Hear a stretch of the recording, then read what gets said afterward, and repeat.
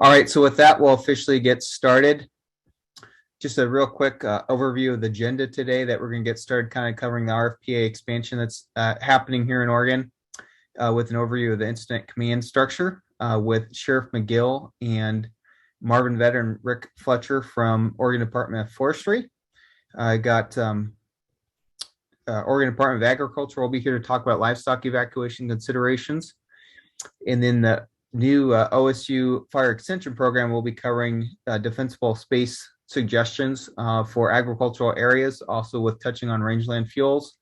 And then we'll kind of wrap up with me covering some wildfire response considerations I think most of our dryland crop producers should consider in terms of equipment and their suppression response. Thanks, Jacob, for inviting us to this conversation. I think it's important and stuff, and kind of gets everybody prepped on kind of what we're doing and stuff. We've just got a really short presentation for those of you that are on the thing. I'll just kind of give an overview of one of the things that Rick and we've talked over the years as far as being on lots of different fires and stuff together about the importance of the incident command system and how rural farmers and ranchers, landowners, property owners can get integrated into the incident command system. So what we got to talking about is like, let's kind of give a presentation. That way it kind of gives everybody a familiarity, if you're not already familiar with it, on what incident command is, how it affects you or impacts you as landowners. And then also, I think it's really important to notice how you can be a part of the system, and that way we can help you out by a lot of different ways. One is get the fires out faster, of course, but to have full integration and good communication with landowners and livestock owners and people like that. So that's kind of why we decided to come before you and do this. It's just a little quick presentation. It's only going to take us about 15 or 20 minutes, but we encourage you to ask questions or anything like that you might have, either now, or you can send it to us an email afterwards. We're pretty happy to answer any questions that you might have. I realize that this may be new for some of you, where guys like Rick and I, we're in it all the time. When we get into fire season and stuff like that, we completely integrate into the ICS system. We're trained on it.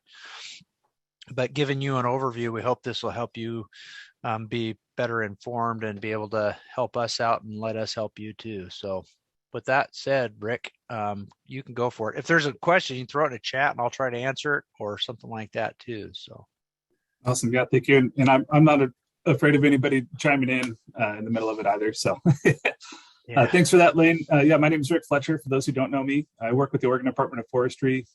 Some of you may know me from managing the fire program for the Dallas unit here, but have recently transitioned into a rangeland specialist position in the Rangeland program that we'll talk about a little bit later on here with Marvin Vetter. Like Lane said, our hope here is to just kind of introduce what ICS is, but really I want to make it applicable to you guys in kind of how integrating it into what you guys are doing for your daily business, and when we come out to these incidents, how it can really help make things way more efficient and get us all kind of playing on the same deck of cards, so to speak. So our objectives, we're going to first just define what an incident is. It's common language for a lot of us, but it may not be common language for everybody. So we'll define that. We'll define what the basic incident command structure is and why it's important. Some of the general roles and responsibilities that each section has. And again, it's just a general glaze over on that. But really, again, kind of coming in and defining the best areas to fold any kind of rangeland or dry cropland fires.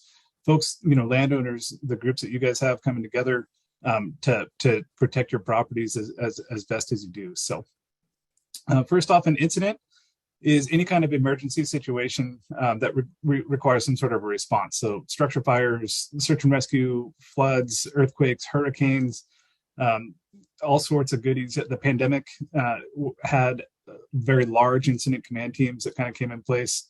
And then we're really familiar with wildfire incidents that happen in our area here. So that's what an incident is.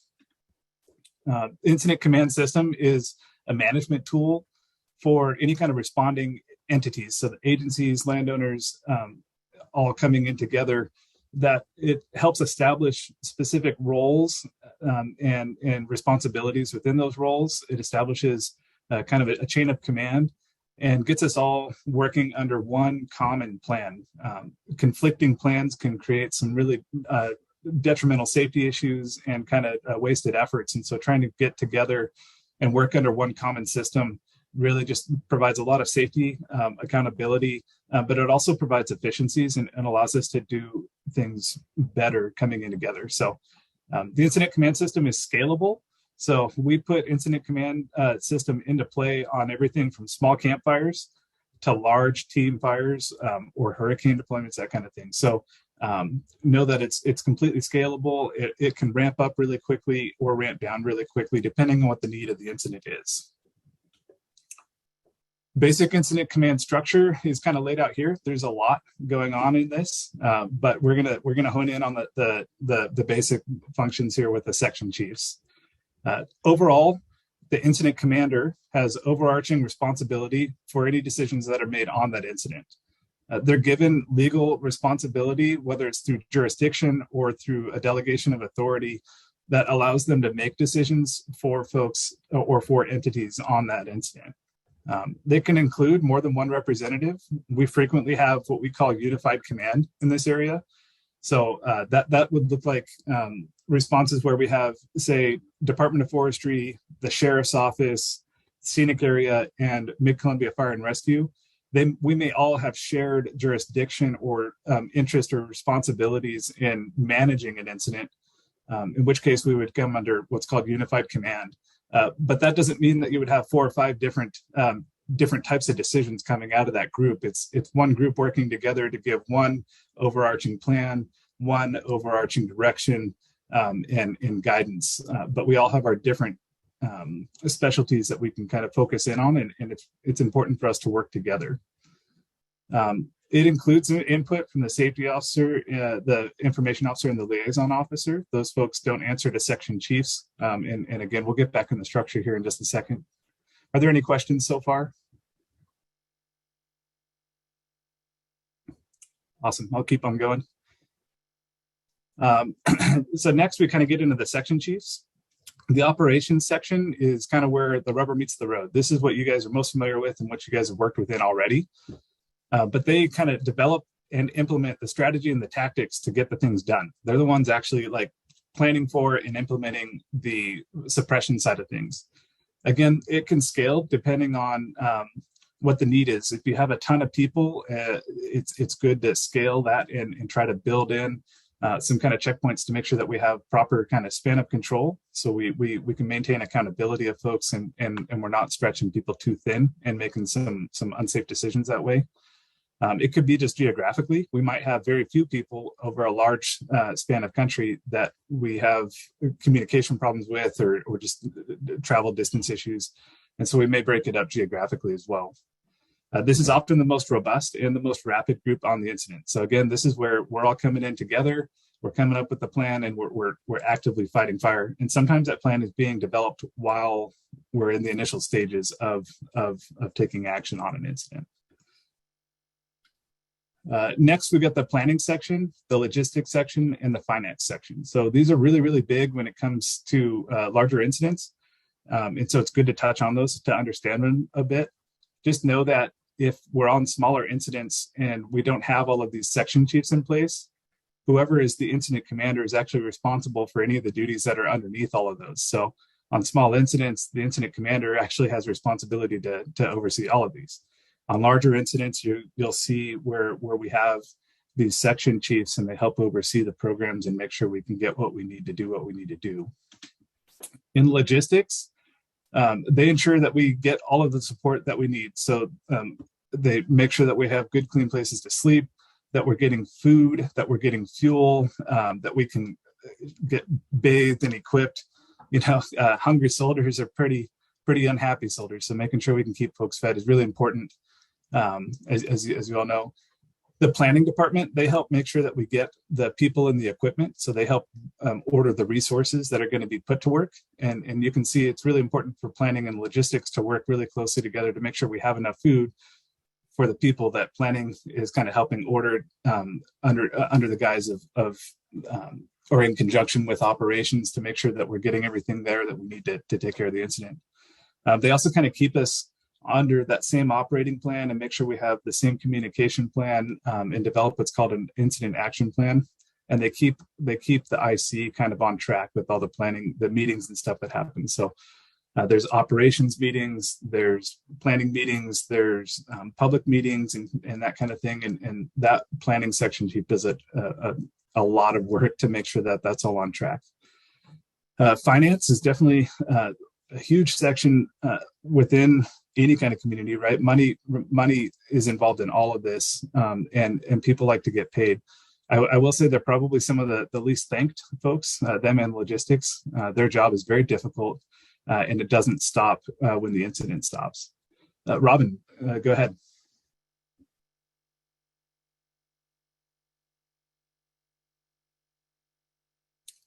Robin Galloway, there you go. Sorry to mess it up. No worries. So we're doing a new RFPA. Do folks go through this training when they do the initial firefighter training so they understand?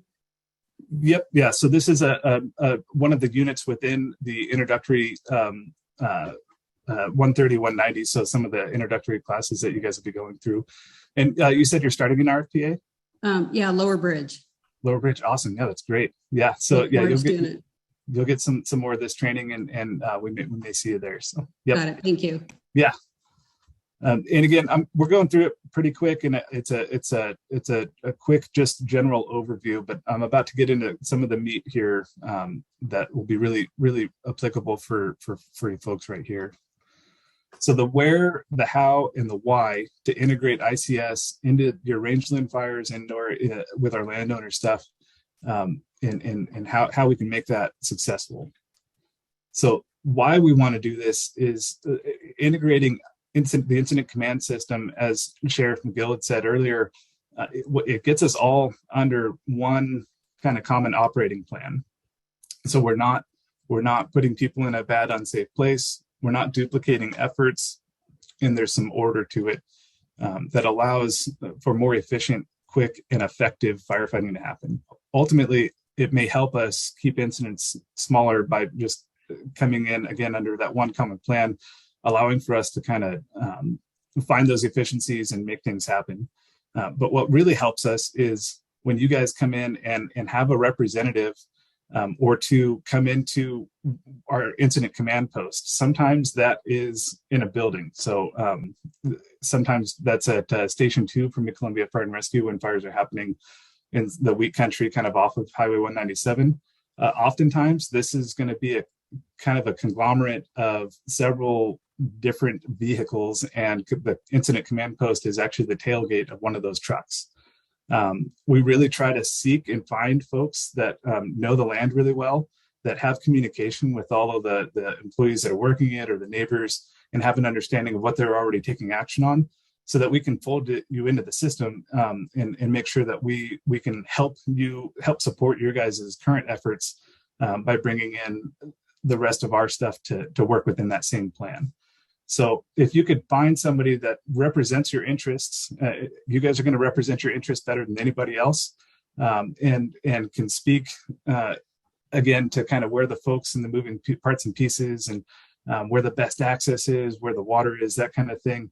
Having somebody like that in our incident command post, part of our unified command, is really, really important, and it helps us help you guys. So again, it in the heat of the moment, that's hard to do. You guys are all doers, and sometimes it feels weird to stand back. Trust me, I know.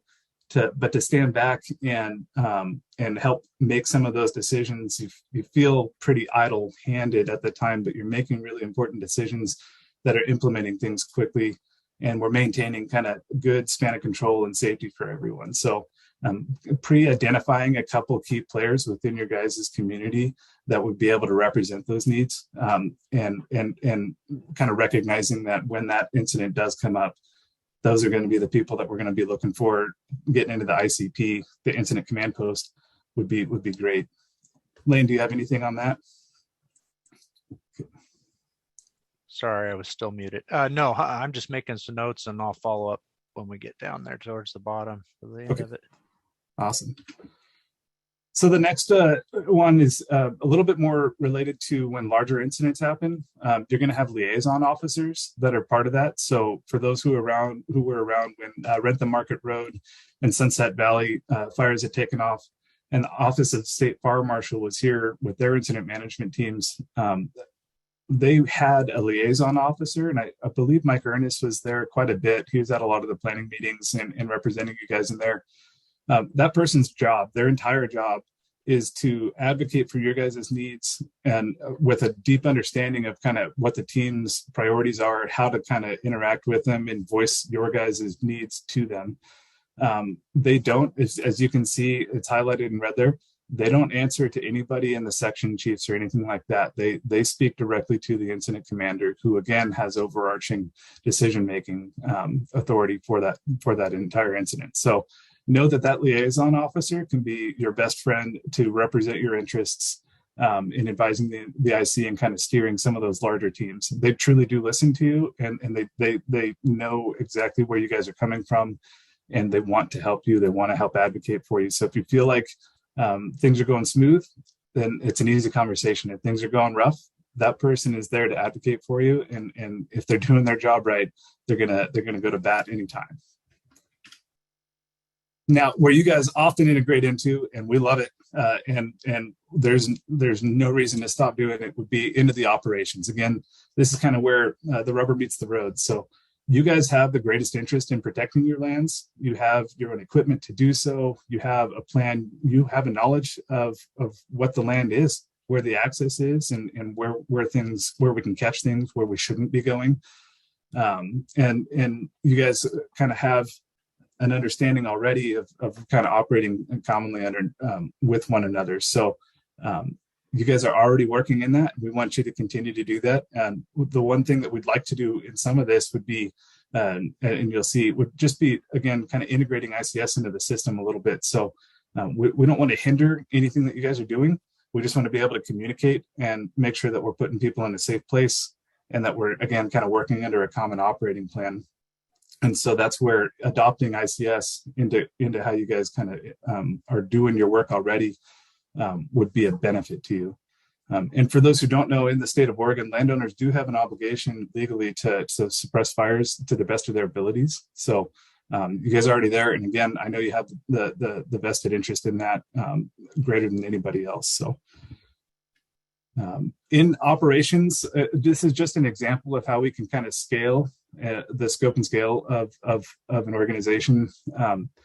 So a lot of the times we'll start off by breaking fires out into divisions, and divisions kind of take off chunks of real estate here, and are kind of, sometimes they're entirely based just geographically what makes sense, based on the size of the fire or geographic influences. Other times it ends up just being a number of resources that it takes to take care of that side of things. But oftentimes it's a geographic based kind of breaking it up into chunks that we can actually manage. So in this case, underneath the division supervisor, we may have task forces and strike teams and other single resources. These task forces might be a mix of let's say it's a couple of tractors with discs or plows in them, and a couple of farm trucks in behind them. That might be one task force. And instead of having those 4 or 5 resources all answer to the division supervisor, they just have one representative from this group answering to the division supervisor. And the same would go for the strike team and these other task forces. So you may have several hundred bodies within this one division, but you're hoping to have only, between 3 and 5, sometimes up to 7 people that are actually kind of helping communicate information up and down that chain. So that helps us maintain our span of control, and make sure that we're not leaving anything out in the open that we weren't aware of because we have too much on our plate. So are there any questions on that? Awesome. So in conclusion, the incident command structure, again, it's scalable, but it's a common operating structure that helps us manage emergency incidents. It helps define roles and responsibilities and kind of support for incidents. So we can come into something that's emerging and dynamic and already have kind of a set structure to work under. and work together to develop a common plan that provides for safety for everybody, but ultimately takes care of that incident in the most efficient and safest manner possible.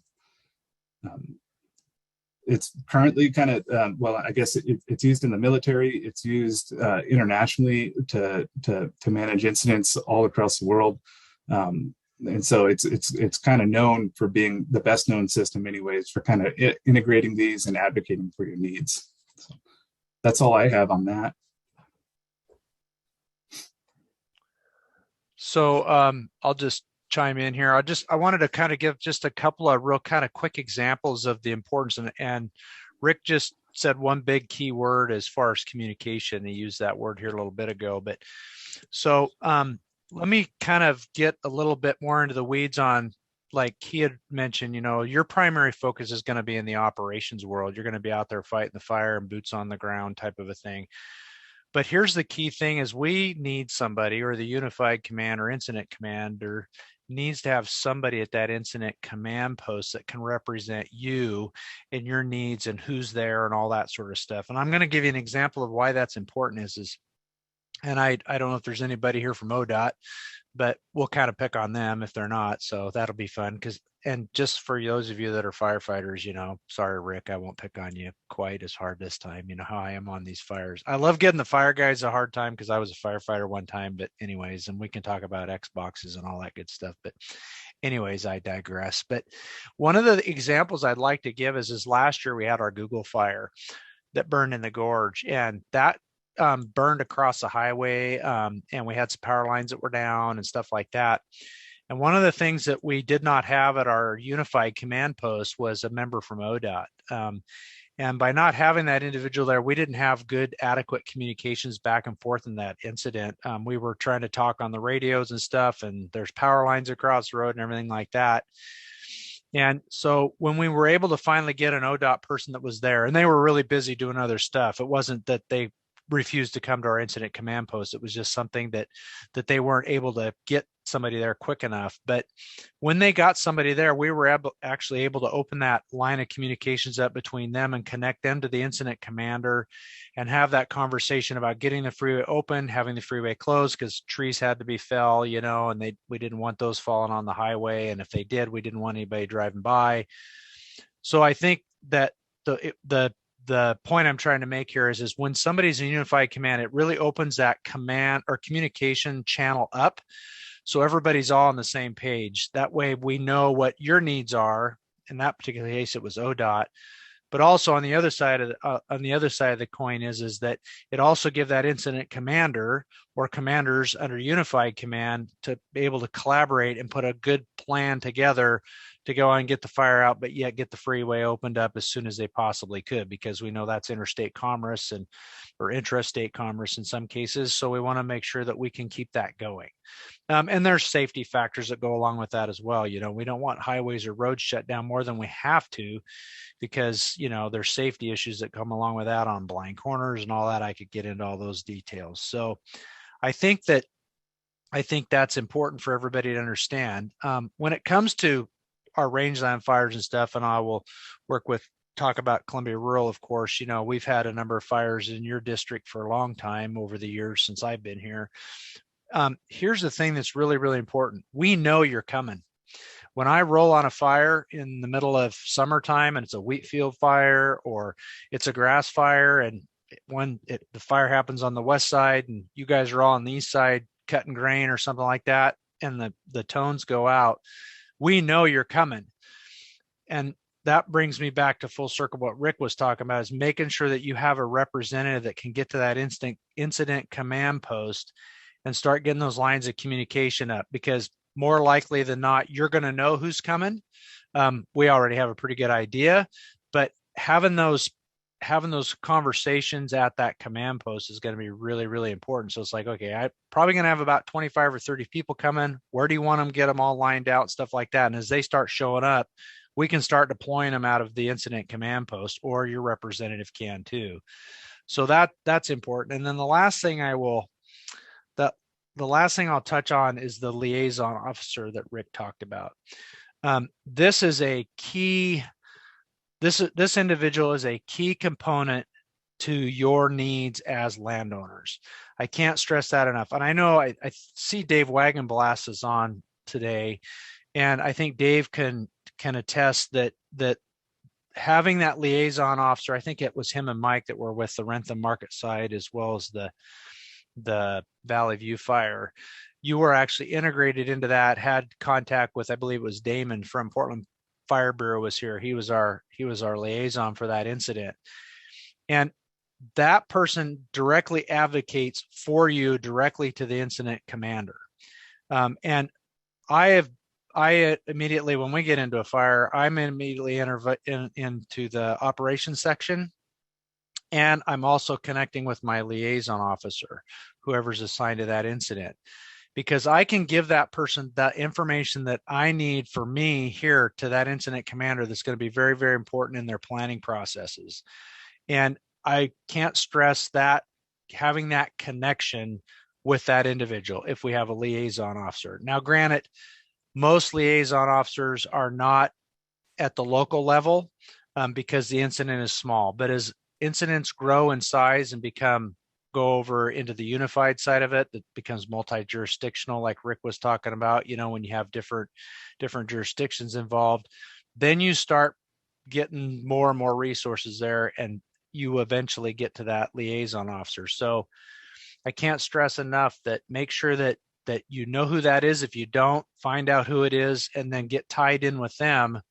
That way they really can understand what your needs are and they can be your voice for you. I can tell you that they hold a very powerful position in the incident command system. When liaison officers speak, liaison officers, PIOs, and safety officers, those three that Rick mentioned in right below the incident commander, when they speak, people listen, and the incident commander listens. I can personally attest to this when I intervene and say, these are some of the resources that I need, or these are whatever it might be. I can tell that liaison officer, I need this to happen, and they will intervene and they will do their best to make it happen. I've always had success there. Occasionally, things don't get done the way you might think they ought to get done, but they do get done. So I can't encourage you enough to make sure that you know who that liaison officer is. If you don't, find somebody that does, and just attach yourself to their hips, because they're the ones that are going to really be able to advocate for you during an incident. They're also going to be able to help you keep the information flowing to you on what's happening at the incident command post, so information flows back and forth as well, or from the incident commander, I'm sorry. So that, I just wanted to kind of give those examples and stress the importance of those two things, the liaison officer and the operations side of it. So, and being able to have that good communication and that connectivity to everybody. So that's all I had. I don't know if I see there's some stuff here in the chat box. Yeah, I don't see any other questions in there. Just heads up that Rick lost internet connection. People have a specific question for him right now. Oh, got it. Yeah, you're right. So thank you, Sheriff Magill. I mean, that was an excellent presentation. I know both him and Rick went through that pretty quickly. I mean, so if people have other thoughts or comments, I mean, feel free to unmute yourself if you want to chime in with anything right now.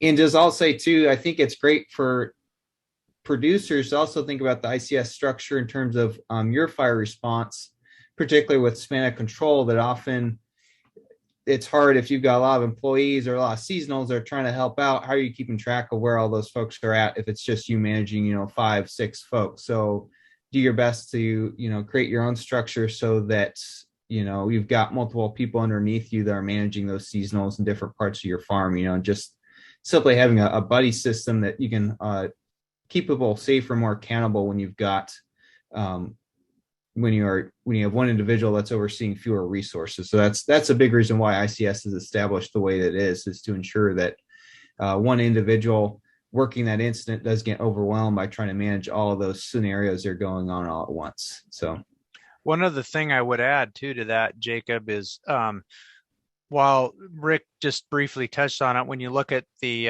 financial side and the planning side and those other ones, finance in particularly, that's having somebody as a representative of the landowners at incident command with a liaison and stuff can tie back into some of that financial stuff. No guarantees, of course, because each incident is different and it's kind of a case by case situation, but it can help with recovery to the landowner. Because what you're doing is they may not be able to help you right then, but what you're doing is you're building that relationship and that connection through that process to track the event, time that's spent there, different things like that. So that's going to help with your recovery efforts later down the road. It could be something that you could be potentially reimbursed for. I don't know that that's the case on every one of them, because there's different cases that happen with like FEMA and different stuff like that. And I won't get into the weeds on that. But one of the things to consider is having yourself at that command post and connecting to the liaison officer and all that stuff. That will tie you into those other components of incident command. That's the bigger picture of it.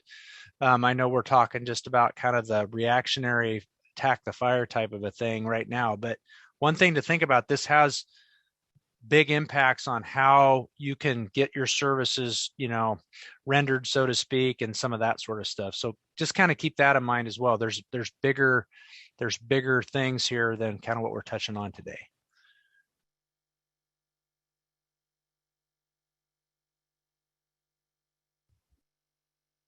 All right, just pausing in, folks, if anyone has any questions here. And again, Sheriff Magill, if there's anything else you want to share about response in terms of when you show up, when producers have fires on their property, considerations they should have when interacting with law enforcement. I'm not sure if there's anything else you'd like to add or anything like that. I think from our standpoint, our number one priority is life safety in these types of situations. We all know that fires in this country are rapid and evolving, is what we call it. I mean, they're usually running pretty hard. And our main focus from a public safety standpoint is, well, we have two main focuses. One, evacuations, of course. And we can talk about that if people want to do that. Of course, so that's your life safety side of it. But also in the life safety side of it is making sure that everybody's being safe and is accounted for. One of the things that I do when we roll, we know where everybody's at. We're in constant communication. Now, the advantage that we have is we have radios, of course, but we do have an accountability protocol of where everybody's at, where they're stationed, and what they're doing. And we follow that internally, of course. That's not something that everybody knows about. It was just something that we do. But I think that's one of the key things to understand, that when we come to a fire, we're looking at the life safety side of it, and we start making some plans, long range plans, and sometimes real quick plans on who's going to get evacuated and try to get them out as soon as we can. And then our number two priority is to keep everybody else out of it and let the landowners and the firefighters and stuff do their job and get this thing knocked down and get it out. That's really what our job is to create that security for the scene and stuff like that. I know that we've had several fires over the years. The substation fire, unfortunately, comes to mind, where we've had people that were just out wandering around and up to no good and stuff like that. And of course, it's a resource issue for us too, but I think it's important that everybody understands that that's going to be one of our main jobs, is trying to keep everybody out that we can when it's possible. But yeah, safety is your number one thing, flank it or get in behind it and stay out of front of it. And because we can always replace crops, and we can replace fences and vehicles and things like that, but we can't replace people. So we always stress that to people. Thanks, Jacob. Just want to let some of the producers up there know that there was a change in the law that actually. Just want to let some of the producers up there know that there was a change in the law that actually Senator Hansel actually brought into legislation last year, Senate Bill 590, which changed the definition of rangeland to add croplands. And with that, we're looking to expand into the wheat country as well, up in the Columbia Basin, across the gorge from basically the Dalles clear over to Pendleton. We can form these RFPAs outside of the rural fire districts or the ODF districts. So currently we have 24 RFPAs in the state that protect about 16.5 million acres. So it's a growing thing right now. We actually have 2 more that are kind of in the formation stage, Lower Bridge and Deschutes and Jefferson County. And we're looking at another one that's we'll meet tomorrow out in Harney County.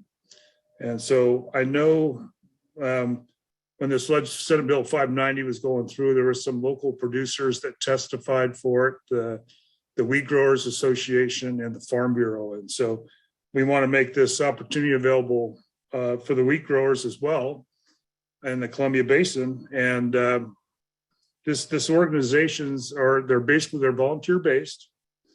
They're basically funded through dues from the local landowners with opportunities from grants from the Oregon Department of Forestry. Part of in this program is we do help with some financial stuff as well, as far as insurance reimbursement for liability insurance for vehicles and the boards. We also help with CPAs to just make sure they stay viable and keep their books up to snuff.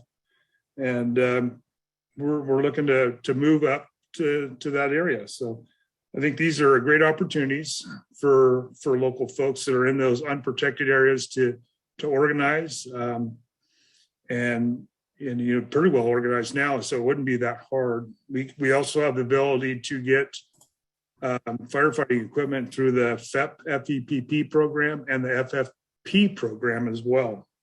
So we'll have radios available as well. We'll have handheld and mobile radios, so we can practice that ICS that Rick and Lane were talking about earlier with your partners. Our main goal in the whole thing is to keep fires small. That's what the Rangeland program is all about. Keeping fires small, and our motto is basically neighbors helping neighbors. And one of the things that we really strive for is we take care of the fires that nobody hears about. So we hopefully catch them at initial attack. And since 2015, when this program really started to take off, the number of acres in the desert, that number of acres burned has decreased dramatically. And I think last year we probably burnt less than 20,000 acres total in Eastern Oregon in the sagebrush biome. So I'll be in the Dalles next week during this in-person session for any questions. And if you have anybody is really interested in more about this, contact Rick Fletcher up in the Dalles. He's one of the new people we have around the state to help promote this program and get them going on board. So Rick, if you want to make sure you get your contact information in the chat so people can get a hold of you. Yep. Yeah, I'll share my contact information in there, and appreciate that. And for anybody who is on here that is interested, I'm available at all hours. So don't be afraid to give us a call. And I may or may not have some folks' contact information already. So you may be hearing from me as we kind of get things rolling anyways. So thank you for having me. So as Jacob said, my name is Ryan Scholz. I'm the state veterinarian with the Oregon Department of Agriculture. One of my office's responsibilities is assisting counties and local jurisdictions with animal needs and disasters. So he asked me if I could come just share a few tips and tricks for evacuation with livestock, especially since this is really a rural area focused presentation. Livestock tend to be involved when there's fires or really any disasters. So I was going to I've only got just a couple of slides here. If I can get it to go, there we go. So just the couple quick points that I wanted to hit on was similar to for your own family or household, having a written evacuation plan that covers your livestock, covers your farm is really important, especially if you may be out fighting that fire. Having something written down that your family members, your neighbors, your friends that are helping can follow, and then being prepared. That the preparations, when I give these kind of talks to areas like here in the Willamette Valley where I'm from, where fires tend to be in heavily wooded areas, tend to be slower moving. You have some time after a fire starts to make some preparations. In the gorge, whereas the sheriff mentioned, you guys tend to have hot, fast moving fires. You may not have that time to prepare after you know a fire is burning. You're going to go from 0 to 60 pretty quick. So having a lot of those preparations made, at the beginning of fire season, when we know there's going to be a wind event coming up, when we know that there's an elevated risk, and then a couple just quick pointers on the actually evacuating with your animals and when to do that. So first off, when you're writing an evacuation plan, couple just things to think about.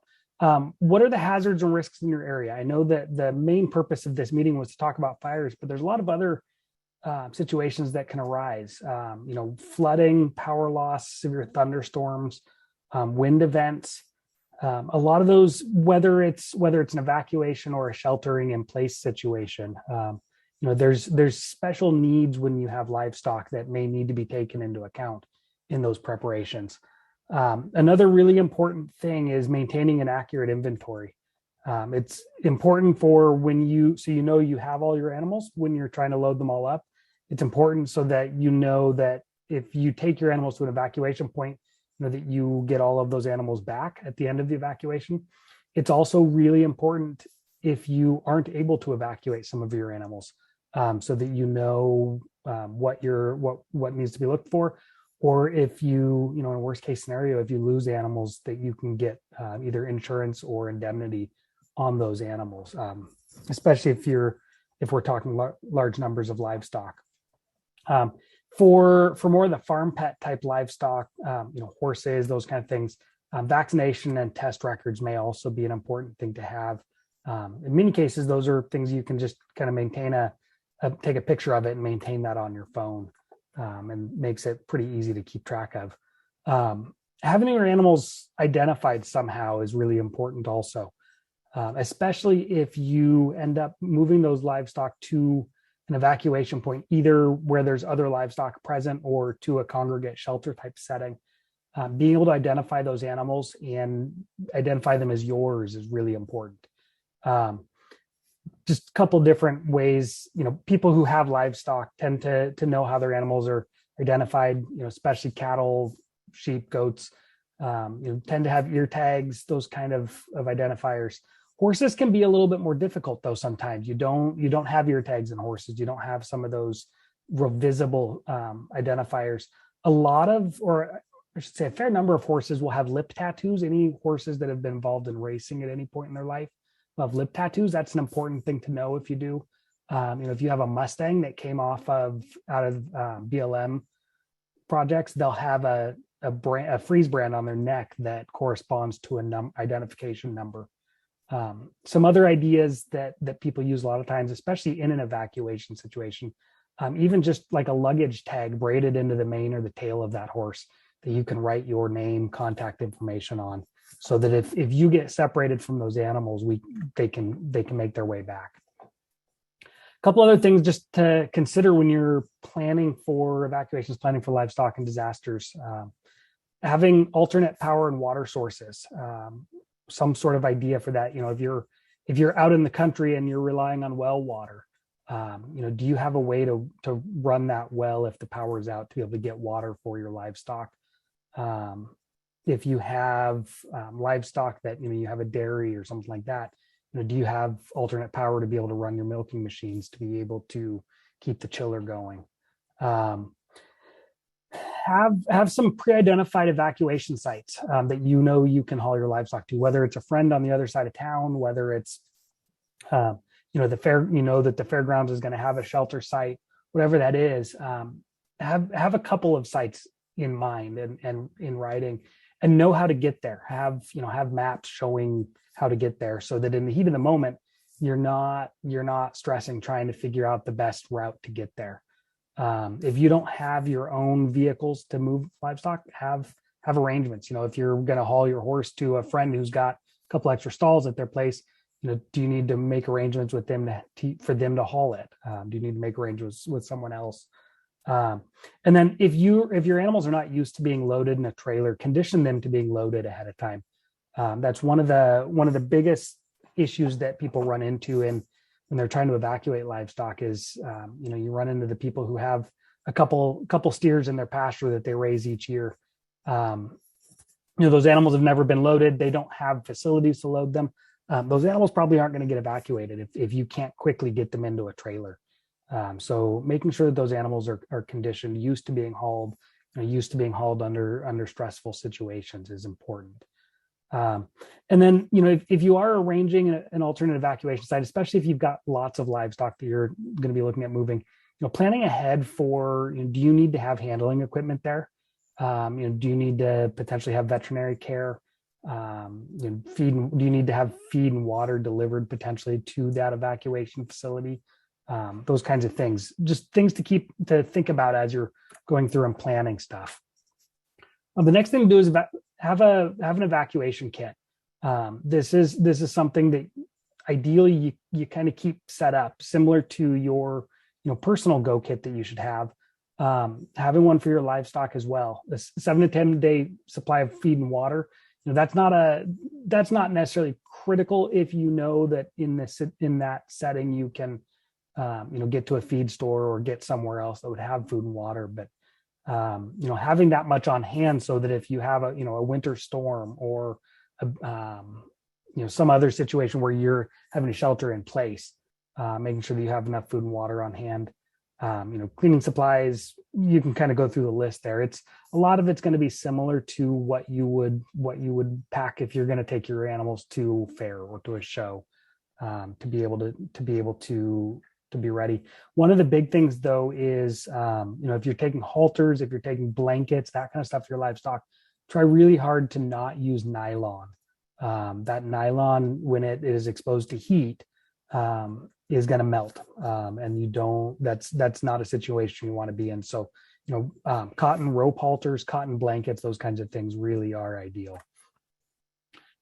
Just a quick table of, if you're unsure how much food and water you're going to need, going through some of the different livestock species, some of them have fairly significant requirements depending on time of year and life stage. As much as 9 to 10 gallons of water per day for a lot of the cattle, and quite a bit of hay as well, for some of our larger livestock species. Most of them, other than swine, can survive on just hay alone, even if they're normally being fed grain for a short-term evacuation.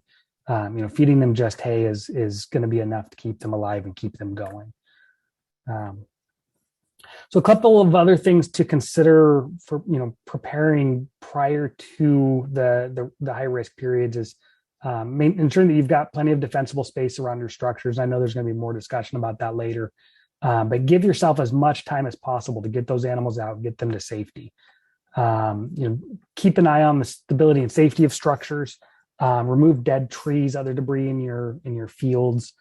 Just overall doing things to keep your pastures, keep your property safe, so that you have as much time as possible to safely get in there and get those animals out.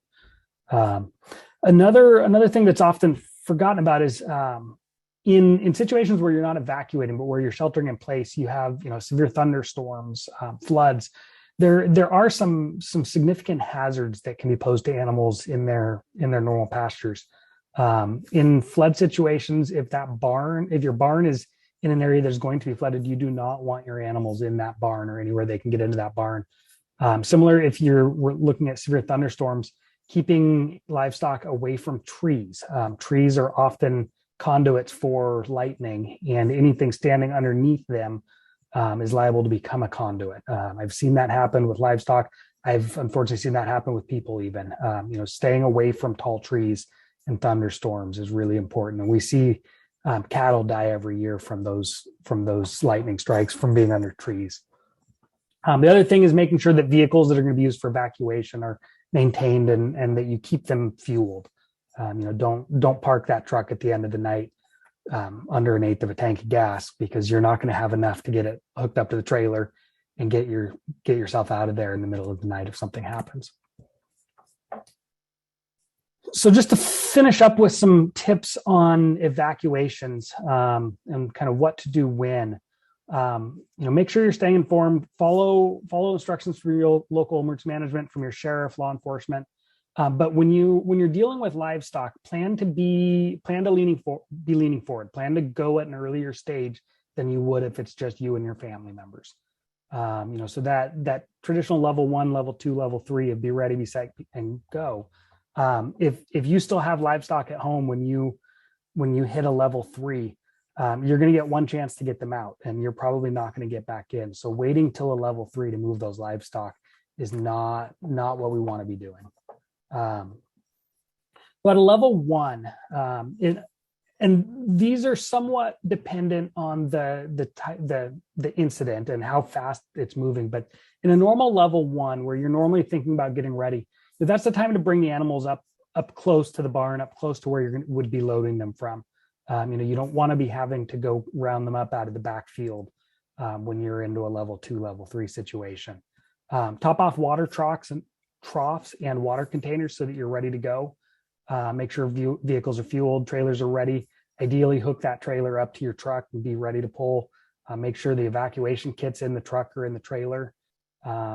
If you have animals that are particularly difficult to load, or animals with special needs, that level 1 might be a good time to get them moved out of there, especially if you're going to have to make multiple trips. Something to consider, though, is I don't know how your counties are, but in many counties, they really don't want to take livestock into a congregate shelter that's being run by the county at a level 1, just because they're trying to reserve that limited space for people who are in immediate need of evacuation. So if you're in a situation where you think you would have animals you're going to be needing to evacuate at a level 1, those are situations where it's important to try and make arrangements ahead of time with friends, with family, with people on the other side of town, or in areas that are unlikely to be affected by the same incident as you. So level 2 is where you want to be. If you've got livestock, you really want to be trying to get them out of there. Your vehicle should be hooked up to the trailer at that point. If you need any help evacuating, make sure that help is on their way, whether that's friends, family, or if you need to, call neighbors, call whoever, make sure that you're doing that by then. And then begin evacuating your livestock. The last thing you want to do is wait till the last minute, take the first load out, and then not be allowed back in because it bumped up to a level 3 while you were taking your first load and you can't get back to take the second load. We see that happen pretty frequently. And when those cattle get left in a corral, they don't have a whole lot of chance if that area does burn. So if the other thing is to use your common sense. Listen to your gut. If you don't feel safe in a situation, regardless of what the evacuation level is, don't wait to evacuate. Oftentimes your gut's telling you that for a reason. We saw that during the Labor Day fires, that those fires moved so fast, and I know that happens up in the gorge sometimes too, that the fires sometimes early on are moving faster than the evacuation levels and the announcements are going out. So at a level 3, get out of there immediately. Don't wait. If it's unfortunate to say it, but don't risk your life for that of your animals. In fast moving events, you may not be able to save all of your animals and get all of your animals out of there if you're in a level 3. If you do leave animals behind, report those to emergency services, so that after the fire moves through, when it's still in an evacuation level, arrangements oftentimes can be made to go in and care for those animals. It may not be you that is able to do it, but oftentimes the county will have people, or we've been called upon on a number of occasions to send crews in that are able to provide care for those animals that are still left behind. But just know that as you're evacuating, in a level 3, you likely will not be allowed back in to make a second trip. So just be prepared for that when you go grab everything you need and get out of there. So with that's just a really quick overview. It's evacuation with livestock is one of those things that it's really very situation dependent. And so, going through and looking at your operation, what animals you have that may need to be evacuated and what your options are is really important. There's a couple links there for some really good resources. That Prep for Ag Threats is a really good resource that was put together.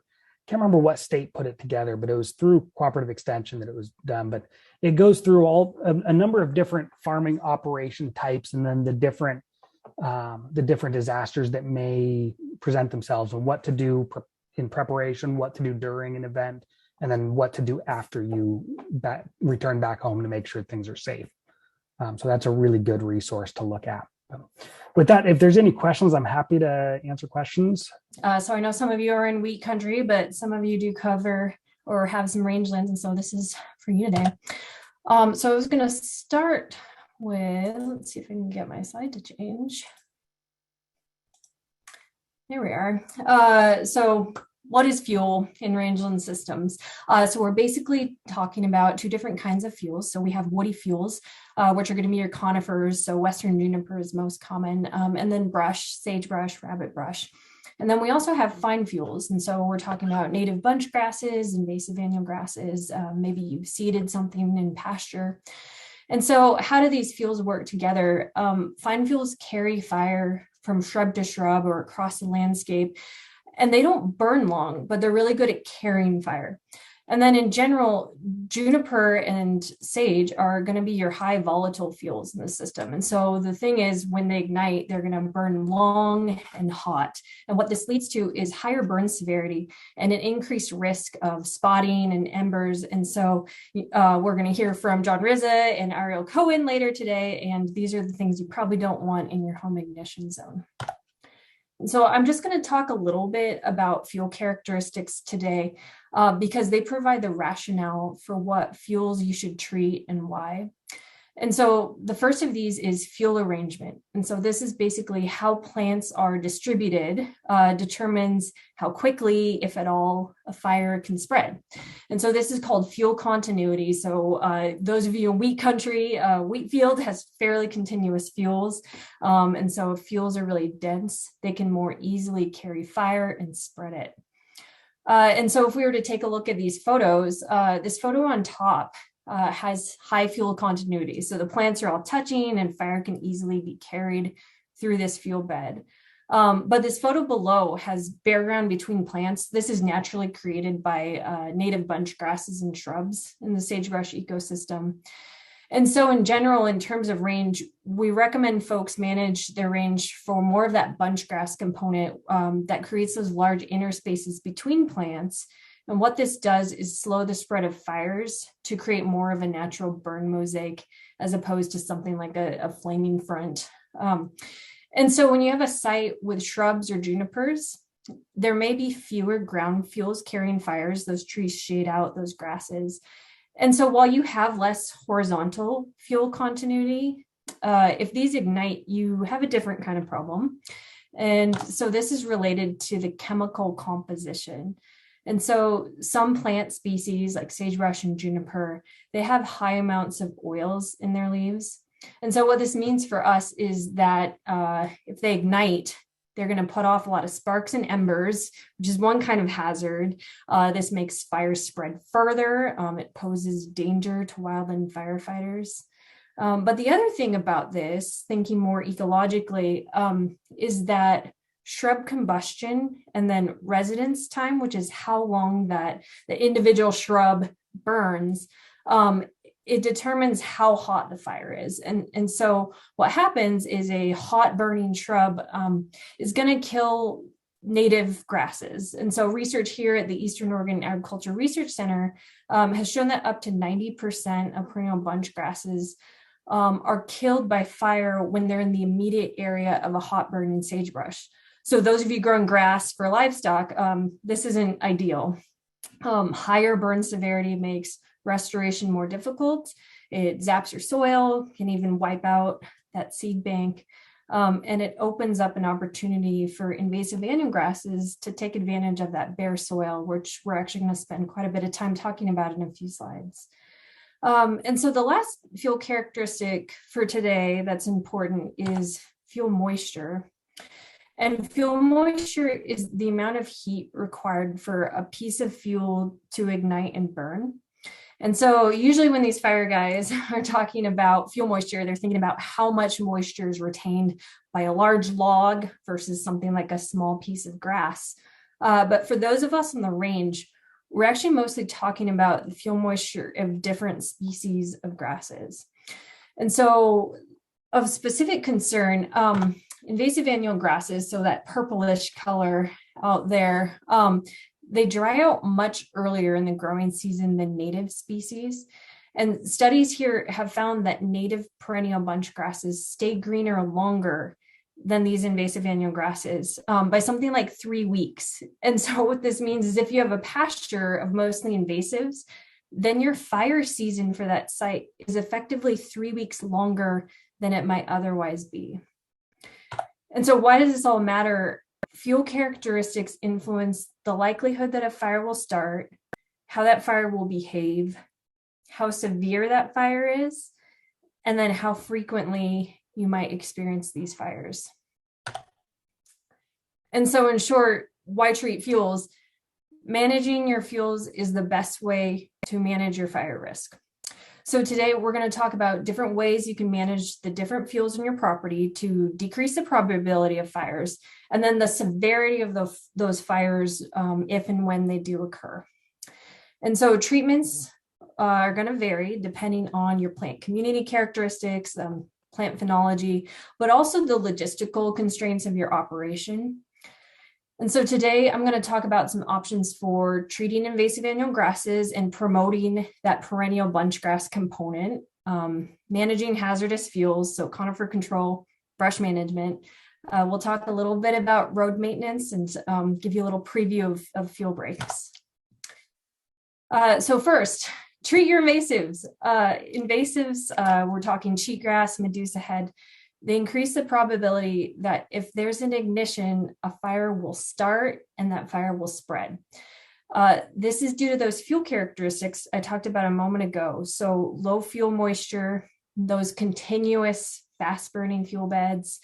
So if you have an untreated infestation, the litter is going to accumulate year after year, which means you have really high fuel loads where you have invasives.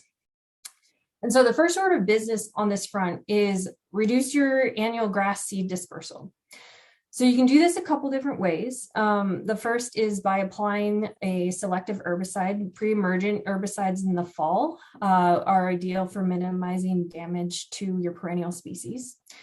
You could also prescribe burn in the fall, but you would absolutely want to treat after with an herbicide and reseed about a year later, so that you aren't just wasting that effort and have invasives colonize that bare ground anyway. Another thing you could try is seeding around the infestations, which can reduce the spread of those seeds. So species like crested wheatgrass competes well with cheatgrass, and so it can potentially exclude it at those sites. And then you'll want to try your best to reduce vehicle, animal, human contact with the seeds. I know we have a lot of things going on, but make an effort to brush off your boots, clothing. And this is especially challenging if you're grazing these fields. So in an ideal situation, don't move livestock directly from an infested field to an uninfested area. Ideally, your grazing rotation will hit those infested sites before those seeds can be dispersed. I think many of you know it's more nutritious and palatable at that point. And that way you can also start to make a dent in the seed bank if you're grazing it before seed drop. And then it's also a good idea to maintain invasive free zones using herbicides along roads and trails. And again, this is to just reduce, seeds clinging to livestock, your clothing, as you kind of move around your property. The next piece of this is to be thinking about maintaining or increasing your plant community's resistance to invasion.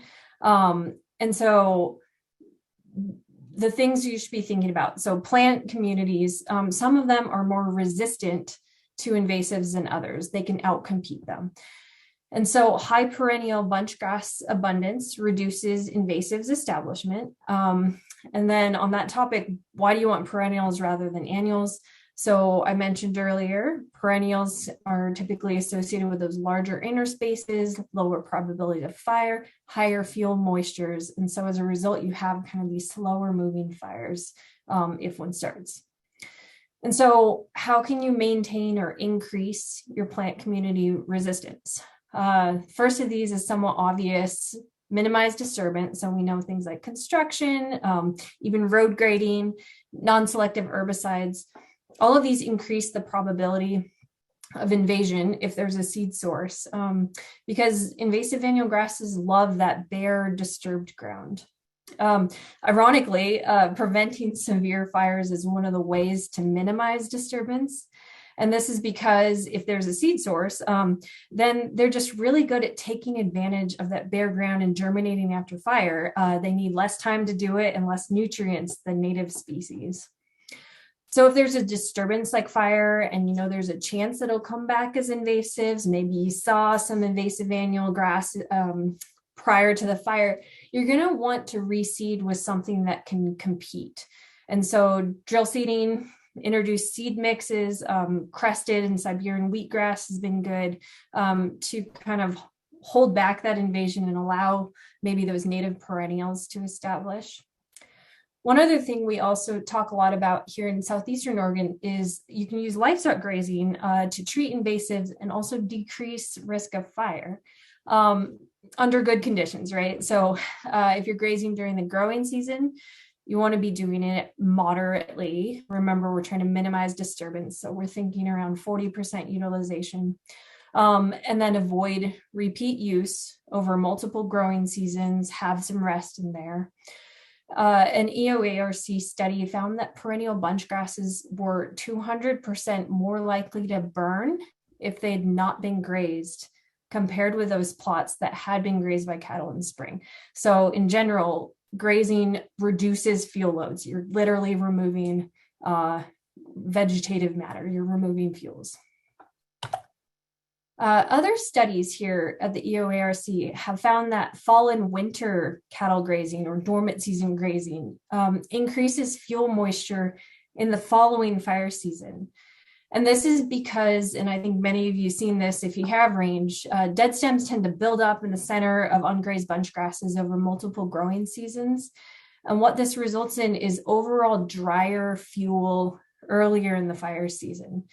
And so grazing can remove some of that standing dead litter, and this increases the overall moisture content of your fuel, your grass. And then this can last longer into the fire season, as you can see on this graph here. And so that red line here indicates where fuels would readily burn. And so really, you can last, almost halfway through August, again, under ideal conditions. And so what this does in real life is it just decreases the likelihood that a spark and ignition will start and propagate, spread a fire. One other thing to note, if you're thinking about dormant season grazing, it doesn't need to happen every year. You're just thinking about cleaning up that standing dead litter. And so in an ideal situation, you might want to be set up where you have alternative pastures and it's not this kind of forage you hit every year. And so lastly, again, on this topic of treating invasives, you want to detect them early. Make a point to survey your property in all of your abundant free time, right? And so kind of in terms of priorities, you might want to concentrate along roads, livestock trails, maybe some random locations. Look near existing infestations, look at recently disturbed areas where that susceptibility to invasion is greater. And then think about new infestations in previously uninvaded areas. Those might be a priority for eradication because what that becomes is it's a site that can then spread further into your uninvaded areas. And so it's a good idea to routinely monitor your treatments as well to find out if you should keep treating or if things are looking good. And so on the topic of these woody fuels, so conifer control, in Southeastern Oregon, I think a lot of Eastern Oregon, junipers are our hazardous fuels. So how intent you should be on removing them depends on your management objectives for your property. So somewhat obviously if junipers are near your house, but you're determined to keep them, maybe you like the privacy they afford, things to think about, maybe lopping up lower branches to eliminate ladder fuels, reduce the possibility for crown fires. Also make sure they aren't in dense clusters. As I said at the beginning of my talk today, their chemical content can get them burning quite hot and put off a lot of embers. And it would be a terrible thing if one of those landed on your roof. And so if you decide to remove junipers, keep in mind that you're going to be opening up areas for herbaceous fuels, so those grasses. And so those fuels will burn with lower severity, but they do still spread fire. So something to think about. In terms of removing junipers, a good one is prescribed fire. This decreases the juniper seed bank. It can get those seedlings that cutting can miss. In terms of mechanical treatments, some of these can be expensive. The degree of slope is also a limitation, but you can do this manually.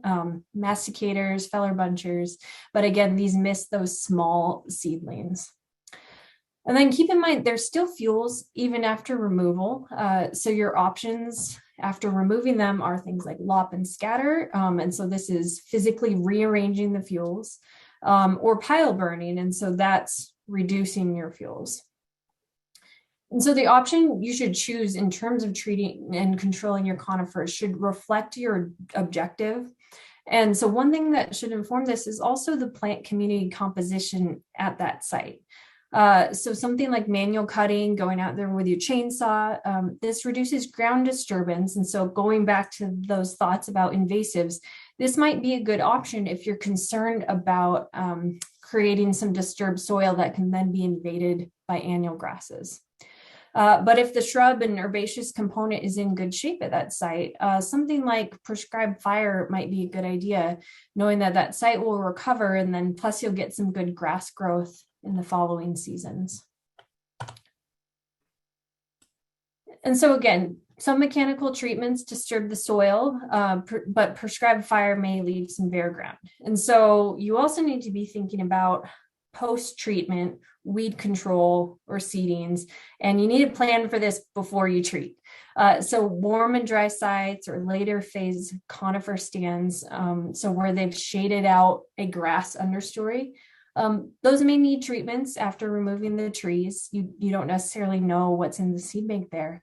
But if there's already a relatively high perennial and grass form component, you might be in good shape. The other thing to think about, sometimes after burning, you'll have young trees producing seeds, again, if there's a conifer seed bank. And so one thing that we advise folks is you may want to plan a maintenance cut about 5 years after the initial treatment. And what this will do is will extend the lifespan of that first project. And so, yes, expensive, but it also makes that initial investment a little more worth it. In terms of brush management, you have a few options. So like conifers, shrubs pose a fire risk because they lead to that higher burn severity. This is okay if you have a shrub grass plant community, but once you get dense decadent shrubs, you may want to think about thinning. And I know those of you engaged in livestock production, you're already thinning about these things. So shrub removal does risk invasive annual grass invasion. Another thing to think about is also loss of wildlife habitat. So sagebrush offers winter habitat for sage grouse, pronghorn, mule deer. And so sometimes it's a good idea to consult ODFW or maybe OSU Extension to help you plan woody fuels reduction treatments and have conversations about how much should be removed, maybe the spatial pattern of those treatments, kind of things along those lines. And so questions to be thinking about are, what are the impacts of the treatment on the desirable herbaceous species and kind of the degree of surface disturbance you might be creating? And so there are a lot of treatment options. So herbicides, you can do an aerial application. This minimizes surface disturbance. Thinking about like wheel tracks from the spray rig if you're doing a ground application. And then areas treated with herbicides, they maintain some vertical plant structure, so dead persists for years. This can benefit wildlife if that's one of your goals. But it's still fuel, so something to think about. But cattle could help break this up if you turn them out. They can do some crushing out there. In terms of mechanical treatments, if the understory lacks perennials and there's a risk of invasive annual grasses, consider incorporating seeding with that mechanical treatment. Surface disturbance can vary depending on the technique. So again, things to be thinking about. What's your objective? So mowing reduces plant density and cover. Crushing can reduce cover, but it does cause varying levels of mortality. So you might have, that might be better for wildlife. You have a little more diversity. And then some dragging techniques. If you do this during the growing season, you'll have lower mortality than in summer. And so again, depending on your goal, this might be a good thing. And then like with the others, prescribed fire might be a good idea. But again, you'll want to consider the recovery potential of that site after the burn. And so lastly, a few other things. So we talked about how it's a good idea to spray invasives along your roads. A lot of human-caused ignitions come off the road. And so it's a good idea to keep kind of those highly flammable fuels down. And I think a lot of you know this already and already do this. So this photo is kind of an over-the-top example. I took this near Mountain Home, Idaho. But this photo illustrates, clearing out heavy brush along a frequently traveled roadway.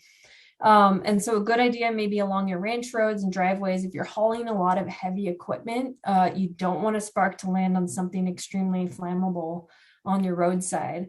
And so you could mow, you could disc, follow up with chemical treatments to make sure and take care of those invasives, as I mentioned. Jacob Powell will be discussing green strips with us later today, or some kind of fire-resistant vegetation. And then taking these steps creates what we call a fuel break. And basically the road serves to disrupt fuel continuity, reduces the rate of spread and flame lengths. And so during a fire, wildland firefighting resources could use something like this to safely arrive, and kind of it's a good decision-making space during a fire incident. Some final foods for thought. Talk with your neighbors. Risk unites us. If your neighbor isn't treating invasives, you therefore have higher risk as well, because fires cross ownership boundaries. It's a good idea before fire season to be thinking about where to place your water. You might want to put out signage so that if you have resources coming in, they don't need to find you, they can find that themselves. NRCS offices might also have some information for you about funds or programs for fire risk reduction on your properties, things like brush removal, weed control, as we discussed. And then your SWCD office, FSA, they often have equipment rentals or can offer funds for seeding. So something to ask about in your area. And so I don't know if we have time for questions, but here's my contact information. How are we doing on time, Jacob? We're doing great. If people have any questions, feel free to ask them to Katie now. Again, unmute yourself, put it in the chat.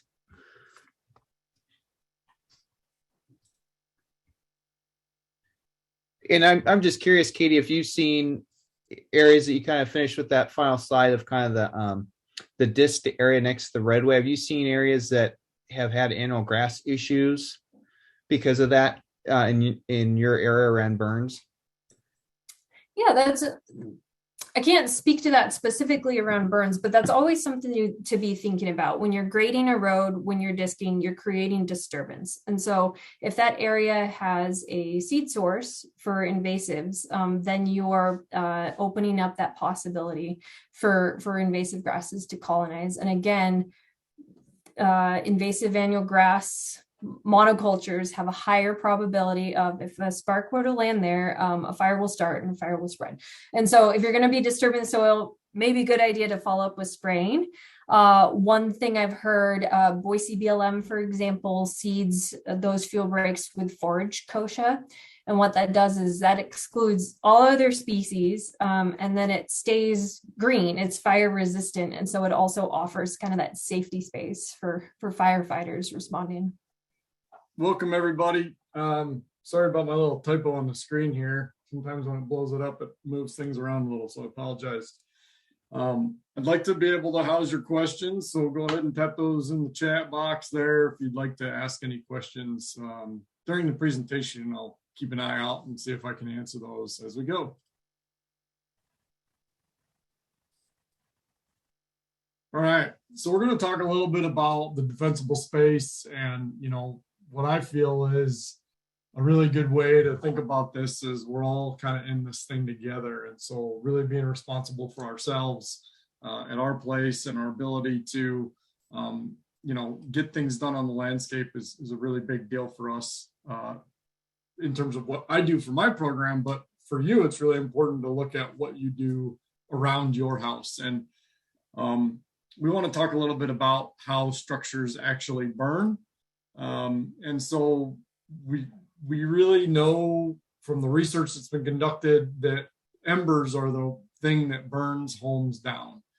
Those embers are driven by wind, and they go pretty far distance away from the fire front, and depending on the vegetation type, and get in those little nooks and crannies, and we're going to talk about that stuff. But I just wanted to mention that the embers are the number one way that things burn out in the landscape. Obviously, if your house is exposed or your structure is to direct flame, that's going to cause quite an issue too. And then radiant heat as well can cause some problems, especially when we have those pretty gnarly firestorms that may come through and heavy winds. So those are the three typical ways that things burn structure-wise, but those embers are the key piece that we're going to talk about during this presentation. And there a lot of research suggests that between 60 and 90% of homes are ignited just from embers. And so really being cognizant that that's something we should consider is important.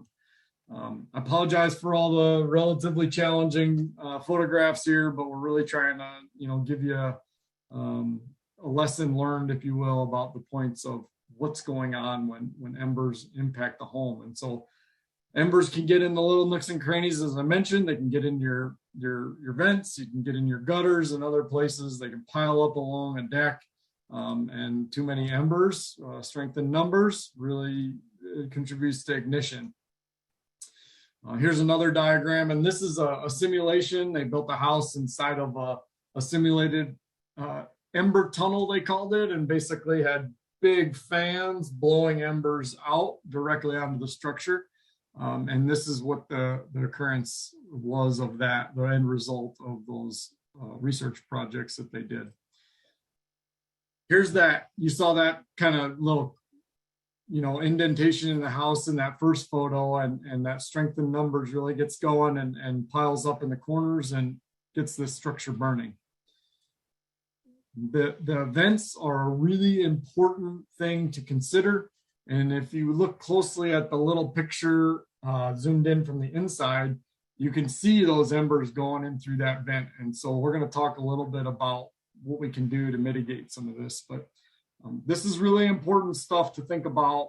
We think about how we do our D-space, but the home is getting impacted by those embers. So one last one is showing the difference here between the large openings in your soffit vents and then the smaller openings. And so those 1/4-inch standard vents will let a lot more embers through versus the 1/8 inch, which blocks a significant proportion of any of those embers entering a structure if they're done properly. And you can actually buy products all ready to go when you're doing your remodel or you're building a house that are all set up and have these vents already made that are fire resilient. And so the material is important, but also the tightness of that material. So I went over all those embers and that situation there, and let's talk a little bit about how we can be more ember prepared. Well, here's a situation in this picture on the left side where the forest obviously has been, impacted a little bit by the fire front, but we can see in the background that house, the structure is on fire and totally consumed and engulfed in flames, whereas the forest is, it's looking a little bit in a better place. So. But most of those embers are really, I just want to emphasize, and they keep talking to us about say these three times, right? The guy in on the advertisement gives the 800 number 3 times. Well, I'm going to talk about embers 3 different ways here. So we just realize how important paying attention to these embers are. And having the proper materials to deal with those embers that might come your way in a wildfire situation is really important. So what are some strategies to be a little more ember prepared? Well, the first one starts at home and hardening. And I'm going to touch on that a little bit with this talk. We're not going to get super in depth, and we have other resources from other presentations we've done and other materials we've gathered. There's a whole home hardening retrofit guide at the University of Nevada that we shared on our website that's really great and provides a lot of really in-depth information. We also offered a webinar that I did recently that really kind of dialed in on some of those things. So happy to share those opportunities with you. But the other piece of that is maintaining and creating that defensible space around that structure. And we'll talk about some of the different best management practices related to that. But here in the picture on the right-hand side, you can see as part of that research project that we were looking at earlier, on one side is a standard home with cedar siding, and on the other side is a fire hardened home which has fiber cement siding and class rated roofing and vents that are proper like we saw earlier. And you can see these were the same amount of embers went towards both buildings in a very refined and confined space. And given those embers, this is what happened at the end of the day. And we're going to talk about some of the principles related to how we prevent the ignition at our structures. So where do we start with all this? Well, you got to start with understanding where you're at. What's your risk level? So conduct an assessment. It can be really simple. Boy, I need to do some work to really in depth. And there's a whole host of these things out there that can be both specifically on the home and the hardening part, and then on the D-space, defensible space aspects. And so we can go ahead and look at any of these checklists and think about, well, do I need to repair some screens? Or do I need to do some more defensible space work and have maintenance? I'm going to go into all this, but I just wanted to give you an idea. You got to start somewhere, because I'm going to throw a whole bunch of information at you, and just understanding where you're at and how to prioritize your action moving forward is really important. There are lots of ways to harden your home. So we want to start at our house and work our way out from that during this discussion today. But the home, whether you've already built it or haven't built it, and you're looking at building a new structure or barn or shop or house, whatever, there are a bunch of principles that are really helpful and can guide you through the process. And there's a lot of resources related to retrofitting your current structures to be a little more ember prepared. So I'm going to spend a few more minutes kind of talking about that, and then we're going to work our way out from the house or structure from there. The roof is probably the number one thing. It's the most expensive component, but it is also the thing that takes the most impact from weather and then from fire. And so really having that roof in really good shape is important, and that should be considered as a whole system. So we showed you those eaves and soffits earlier. That's important to address too. Your gutters as well. Keep them clean. Make sure they're in good shape. Don't put plastic gutters up. Use good aluminum or metal gutters. The vents we showed you that other diagram, is really important to keep those going. The siding, you don't have to go out and reside your whole house, but making sure it's in good shape, has good paint, isn't all chipped up and have all sorts of rotten areas and different things like that. And if you are doing a remodel project, put some non-combustible siding up on there. There's a lot of really nice fiber products out there, fiber cement board and other things that are rated pretty well for fire and can do a good job to be in this situation. Our windows should be closed if there's a fire coming and we're looking at evacuating, and they should be double pane if we're replacing any of them. If we're not, that's just fine too. Just make sure they're closed and you have good screens. You can use aluminum screening on those screens to help you with any embers that might get in that screen. And decks and porches are a significant part of being exposed to embers and creating that hazardous footprint. And so there's a ton of different resources available on that. I'm not saying you have to rip your deck off or rebuild your whole deck, but there's some things you can do to help alleviate some of these issues over the long term. I showed you the roof thing. There's nothing wrong with this roof, but this is a significant issue, having the materials, the flammable vegetation material laying in the roof. So that's a pretty easy solution. After spring, you know, everything falls off all the trees when they're budding out and coming up to life for the season. Go ahead and get that blown off of there, and you've alleviated that issue. Really simple fix there. I just wanted a close up on the screens right quick here and show you the difference in the two. Very tight on that 1/8 inch mesh. So let's talk about what your place could look like if you have a carport or an open orifice to your home or your barn or your shop. Do you think this picture down in the lower corner here is what we want to have if there's a fire coming?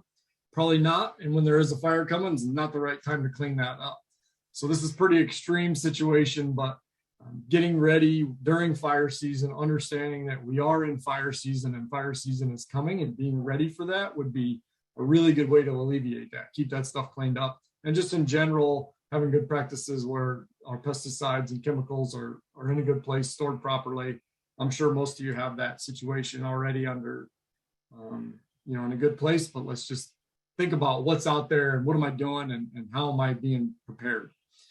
A lot of people, and I've been guilty of this as well, have a garage door that's a little loose, or the molding on that door isn't real tight.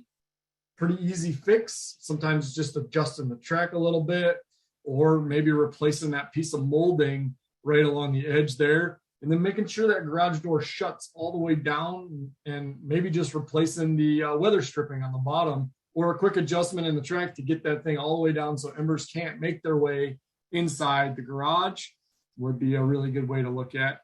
And then a lot of this happens over time where we get a little bit of moisture splashing up from rain or snow events, and it starts to kind of degrade the paint. It might not rot that door frame just yet, but we've created a place where embers can accumulate and potentially ignite the structure. So that's what's up in this upper right-hand corner of this photo here. And so just taking that, getting a quick scrape on some of that, putting a fresh coat of paint on it before fire season starts. So that's a really easy way to both maintain the integrity of your door so it lasts a little longer, and then two, be ready for any sort of fire issue you may have.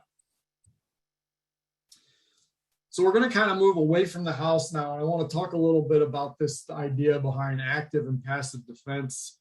The active is things where, if a firefighter will be there, we can create that space so they can do something. Whereas what I suggest is some of the things that we're recommending here is what's the plan so we reduce that exposure ahead of time without intervention from the fire department or from emergency responders.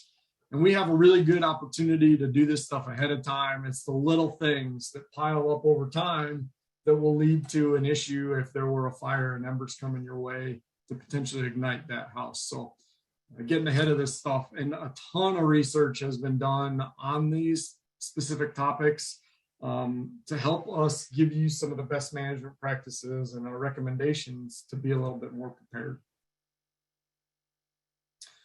So the 3 ignition zones we're going to talk about are the immediate, right close to the house, the intermediate, just a little further away, and we say we should keep it lean, clean, and green there. If I say that 3 times fast, I'll probably mess it up, so I'm just going to give it to you once. And additionally, the extended zone, so that further out part, and what are we doing there? And so these are the kind of different areas we're going to focus on. I'm going to go through each one of these just one at a time. We're going to talk about how we could do some of this stuff. So the immediate zone, that's the 0 to 5. So basically right against your foundation and out 5 feet. We want to create an ember resistant zone right there. So not using bark mulch, not allowing leaves and other grasses and other things to accumulate that are dead up against the home that can easily combust. Keep that stuff cleared out, create a non-combustible area. You can make it look really nice. We don't have to create a moonscape out there. This is a paver patio project where we did all that, got everything away, put a bunch of rock and paver, so hardscape that. And on the right-hand side of that photo is a shop that has the same kind of thing all the way around it. Anything that will not combust is a perfect thing to have in this 0 to 5 foot area. It's just a recommendation that we think is something that has been proven by research to work really well. So again, in that immediate zone, we want to talk about removing any fuels around your structures that can burn. In this picture up on the upper right-hand side here, you can see they transition from a standard slat wood fence to a non-combustible fencing material for the last few feet going up towards the house. That's a really cool way to look at how do we, just retrofit some of the stuff that we already have on our property to be a little bit more prepared for a fire. We typically stack wood in the wintertime to be prepared for cold weather. Well, in the summertime, we should move that wood back out to the storage shed, which is located at least 30 feet from your structures, and make sure we pull our gas cans out of there and what other things we've used during the wintertime to make that space somewhere where embers cannot go. And then I just wanted to point out underneath this deck here, now it doesn't have a screening on it, but a good easy thing to do early on would be to get the leaf blower and clean all those leaves out from the year before in the springtime, and then consider installing some sort of a screening to block that stuff from getting in there, and then just maintaining that during the summertime would be a really easy way to kind of keep up with that part of it. All right, so the next zone out is that intermediate, and that's about 5 to 30 feet or so, and we say, as I mentioned earlier, to keep it lean, clean, and green. We can space out our trees a little bit. We can have nice green lawns in there that are irrigated. You can have flowers and shrubs and things. Again, irrigated, green, get rid of all the dirt, decadent and dead materials out of there every spring. Keep those shrubs kind of confined down a little bit. Space our trees, lift them. Ladder fuels that Katie mentioned earlier are important to reduce by pruning. There's some tons of suggestions on different spacings and things, but I want to think about just making sure that things aren't touching one another and getting them spaced out a little bit. And you can have some clumps of plants and materials, that's just fine, but make sure that there's some good space in between them. Here's an example around the house where they got their 0 to 5 as a gravel yard around, and then they got a green lawn area around that. And this is a really good situation here. So then let's go out to the next zone, and that's called the extended zone, and that's from 30 to 100 foot minimum. So go out as far as you can is kind of what we're looking at there. We're going to reduce our fuels, cut the grass back. In this picture on the lower left-hand side, this was a house I owned in Central Oregon for a little bit, and we cut out a ton of juniper and removed a lot of sage and all the other shrubs out there, and then went through and cut back all the cheatgrass that was occupying that area to try and reduce that seed source, as Katie mentioned, and then we're doing some herbicide treatments on that as well. And we really wanted to just thin that stuff out, prune it back, separate it, reduce the continuity of that fuel that Katie mentioned earlier so that the fire can't just run across that. And you can see here, there's a really good, additional buffer on the road, the access road. So we've really widened that area out by mowing. Has really made a big difference, and will knock those flame lengths down and create something that we can defend there. So why is it important to understand where you're at and how do we prioritize our treatments? Well, the topography and slope really do affect the behavior of fires. So if the slope, for example, on this picture on the right-hand side, and your house is right at the top of that, and you have all those trees that potentially get a spark in them, those embers will go right up the slope, and we're preheating those fuels in front of that. That fire is going to get going pretty quick. So think about what that needs to look like when we're looking at how far out we should treat from a structure. And then, we know that on the south side, the fuels are dried out a little quicker during the summertime. In the north, we get heavier fuels, but they do stay typically in a higher moisture level for a longer part of the day. And so kind of knowing where you're at and where the fire might come, so understanding where the prevailing winds are and all that, y'all know all these things, and just putting it in a context of fire and helping me understand where should I focus my treatments as I'm moving through some of these different principles we're trying to present to you today.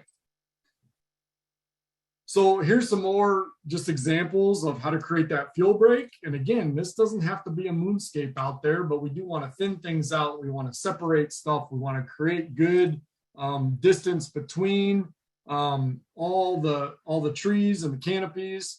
If it's steep slopes, we should space things out more because that fire again is going to preheat that fuel ahead of it and move up that slope quicker. And so we want to maintain that safety. So we'd have a bigger fuel break on the bottom side of the road and a smaller fuel break on the top side of that road, for example, in this situation. In addition, how far do we go out? Well, that's really up to you and your situation, or maybe your landowner boundaries, but could also be a good opportunity to talk to your neighbor. Hey, my driveway is real close to the property boundary. Would you be willing to work with me? I'd like to create a little bit more spacing to keep,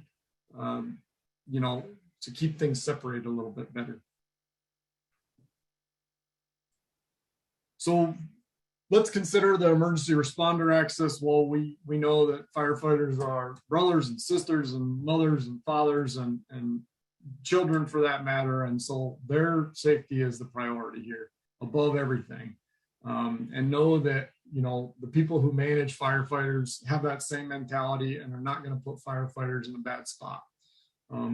But we can do a lot of good stuff to ensure that they stay safe and are in a good place by making sure we have good signage on our streets and our neighborhoods, and making sure our addresses are signed properly and have good driveway clearance for visibility. Provide that wide space in the driveway, open things up a little bit. If you got a tractor or a dump truck or a water truck or a bigger vehicle and it can't get in and out of your driveway without an issue, well, a fire truck isn't going to be able to either, and they're going to keep on driving. So open stuff up and know that they're tall as well. There's a height requirement there as well. And then I always just mention this, and y'all probably know this, don't wait for anybody to reach out and say, you have to, go now. If you won't feel comfortable, get out of the way and make sure that you're ready to go. Don't wait for that evacuation notice, because this bottom picture on the right-hand side here is not a situation you want to be in, if at all possible. Things happen, we understand that, but let's do the best we can to make sure we're not in danger and someone else isn't in danger either.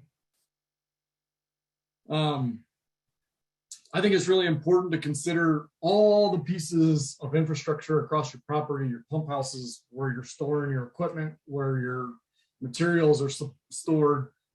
Metal buildings, they're great for a lot of reasons, but they can also be really good places for embers to get in nooks and crannies. So doing the maintenance, making sure all that investment in that building that we put together is going to help be resilient against a fire. The doors are closed, the seals are proper, the roof's in good shape, the vents are closed up pretty good, all those kind of things. And then all the different buildings, fences, everything that occurs on your property, whatever your crop production system is or whatever you're farming, make sure you're considering all those different pieces. If there's a way that we can do a little bit of work to salvage something in the case of a fire, let's do that.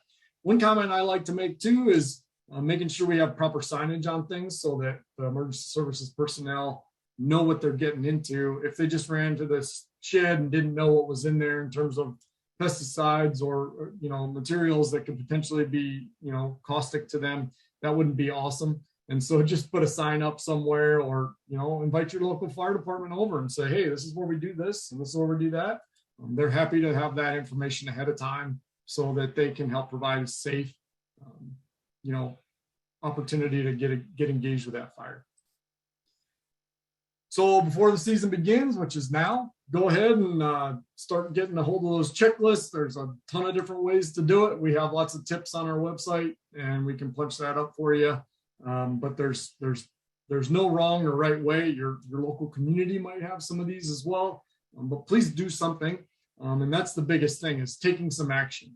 If you're just getting started with this and haven't really done it in the past, do one thing. Maybe it's just assess. Maybe it's just looking at what's out there on the landscape, or maybe it's actually conducting an assessment on your place, or bringing out the local fire department who may offer that service, or maybe just having a conversation with them and they can point some things out that would be stuff that they'd be real engaged with. If you're further along and have been doing a lot of this stuff, review those checklists, keep up, do your maintenance, get to that one project that you've kind of had hanging out there that you're like, yeah, I need to do that. It's time now. And as Katie mentioned earlier, that fire doesn't stop at the property line. It doesn't care where your boundary is versus your neighbors. So I know that was a lot of information in a really short period of time, but that's pretty much what I have for now. That's about all the time I have. So again, we have a ton of resources available on the web and our different events and activities that we're doing out there, and your local departments do as well. I'm not sure if we have any time for questions, but that's what I have. So thank you for the opportunity. Thanks, John. I'll just say there was a question in the chat, which Rick did a good job of concisely answering, but I just want to read it out loud and have you answer it for everyone else to hear too. So the question is, what is the difference between the 5 to 30 foot and 30 to 100 foot defensible space? Yeah, that's a great point. So I think about having less, the closer you get to your house, have less material that could potentially ignite and potentially put embers toward your structure. That's kind of what I think about. So I want it to be really thin and have fewer plants and fewer materials and keep it green. We can potentially irrigate in some of these places, or if we don't irrigate, we can make sure that we cut that vegetation down to less than 4 inches during the fire season when that stuff is cured for the year. And so that's kind of what I would look at for that stuff. The further out we get, the less intensive we may have to manage that. But again, we talked about the slope aspect. So think about where could that fire come from historically, and how we could reinforce and give ourselves a bigger buffer. We're just trying to increase the chance that we can get through an opportunity if a fire were to be on our ground. So that's what I would really focus on, is making sure that we have as much space, the biggest buffer we can afford in a given situation. And again, it's going to look different all across your property.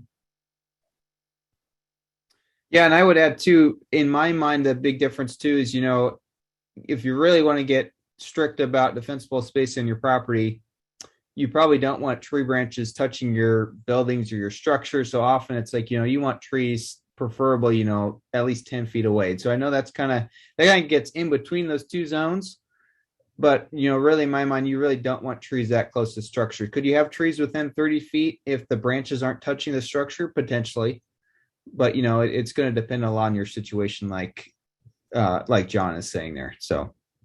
Yeah, I mean, I'm looking out, we're not going to have to cut everything down there. And I understand what we're looking at, but we also want to do the best we can. And so maybe there's a historic tree that's 30 feet away. Okay, we're not going to cut that thing down. That's fine. But let's clean it up. Let's bring in the arborist maybe and get it trimmed up. Make sure we have good green around it, and then space everything else around that tree. So that's just an example. These are rules of thumb and some different recommendations.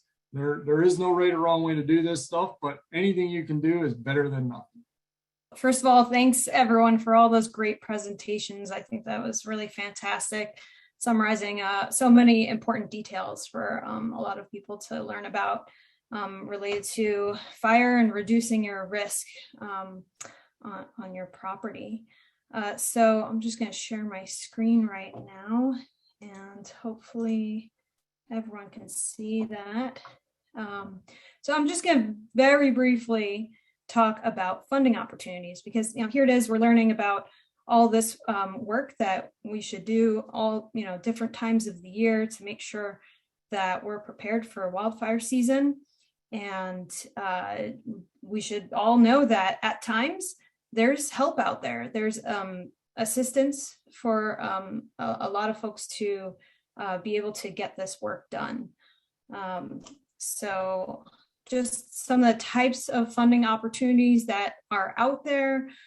There's cost share grants that can be available at times. What that means is essentially you would first front the money to get the project done, and then they would, whoever is offering that financial assistance would then refund you a portion of the money that you spent on that work. So that would require someone coming out, taking a look at your property, giving some kind of assessment on what needs to be done. And then once you're finished, you would have the receipts and you would provide the proof that that work had been done, and then they would be able to sign off on you getting reimbursed a certain amount. There's also rebate programs that are out there. In some cases, there are chipping programs. What does that mean? Somebody might be able to either have a location where you can bring materials and that fuel can get chipped, or there's various other examples of how those programs can work. Just wanted to briefly mention there's also some funding opportunities for if you have been affected by a fire, because just because you've been affected by a fire doesn't mean that you can't have access to some of those financial assistance programs, but also doesn't mean that you wouldn't be susceptible to the next time that there's a fire. So it's really important to still make sure that your property is as safe as possible.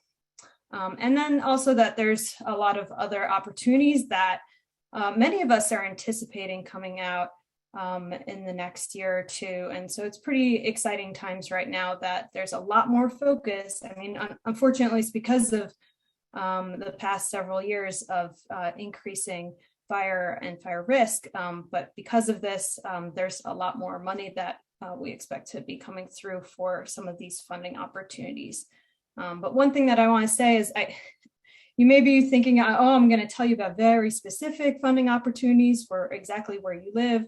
Right now, I would say it is always variable. There could be a grant opportunity that has a specific timeline on it. And so, for the purpose of this presentation, I'll just tell you about the folks that you can contact to find out about funding opportunities where you live.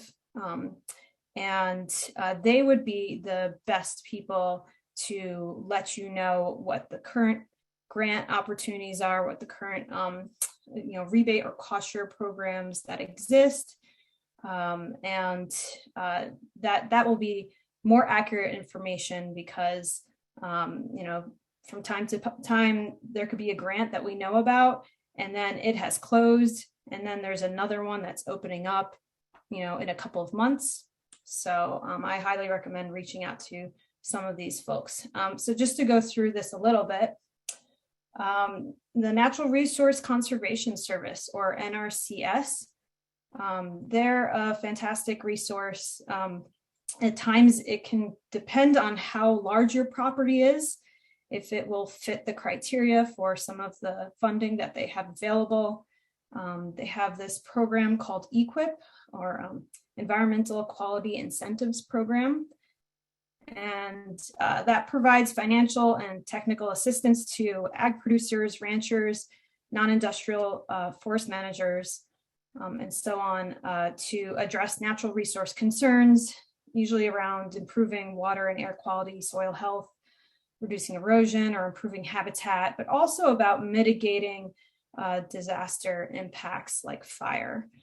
So many of EQIP funds go towards reducing those fuels on your property.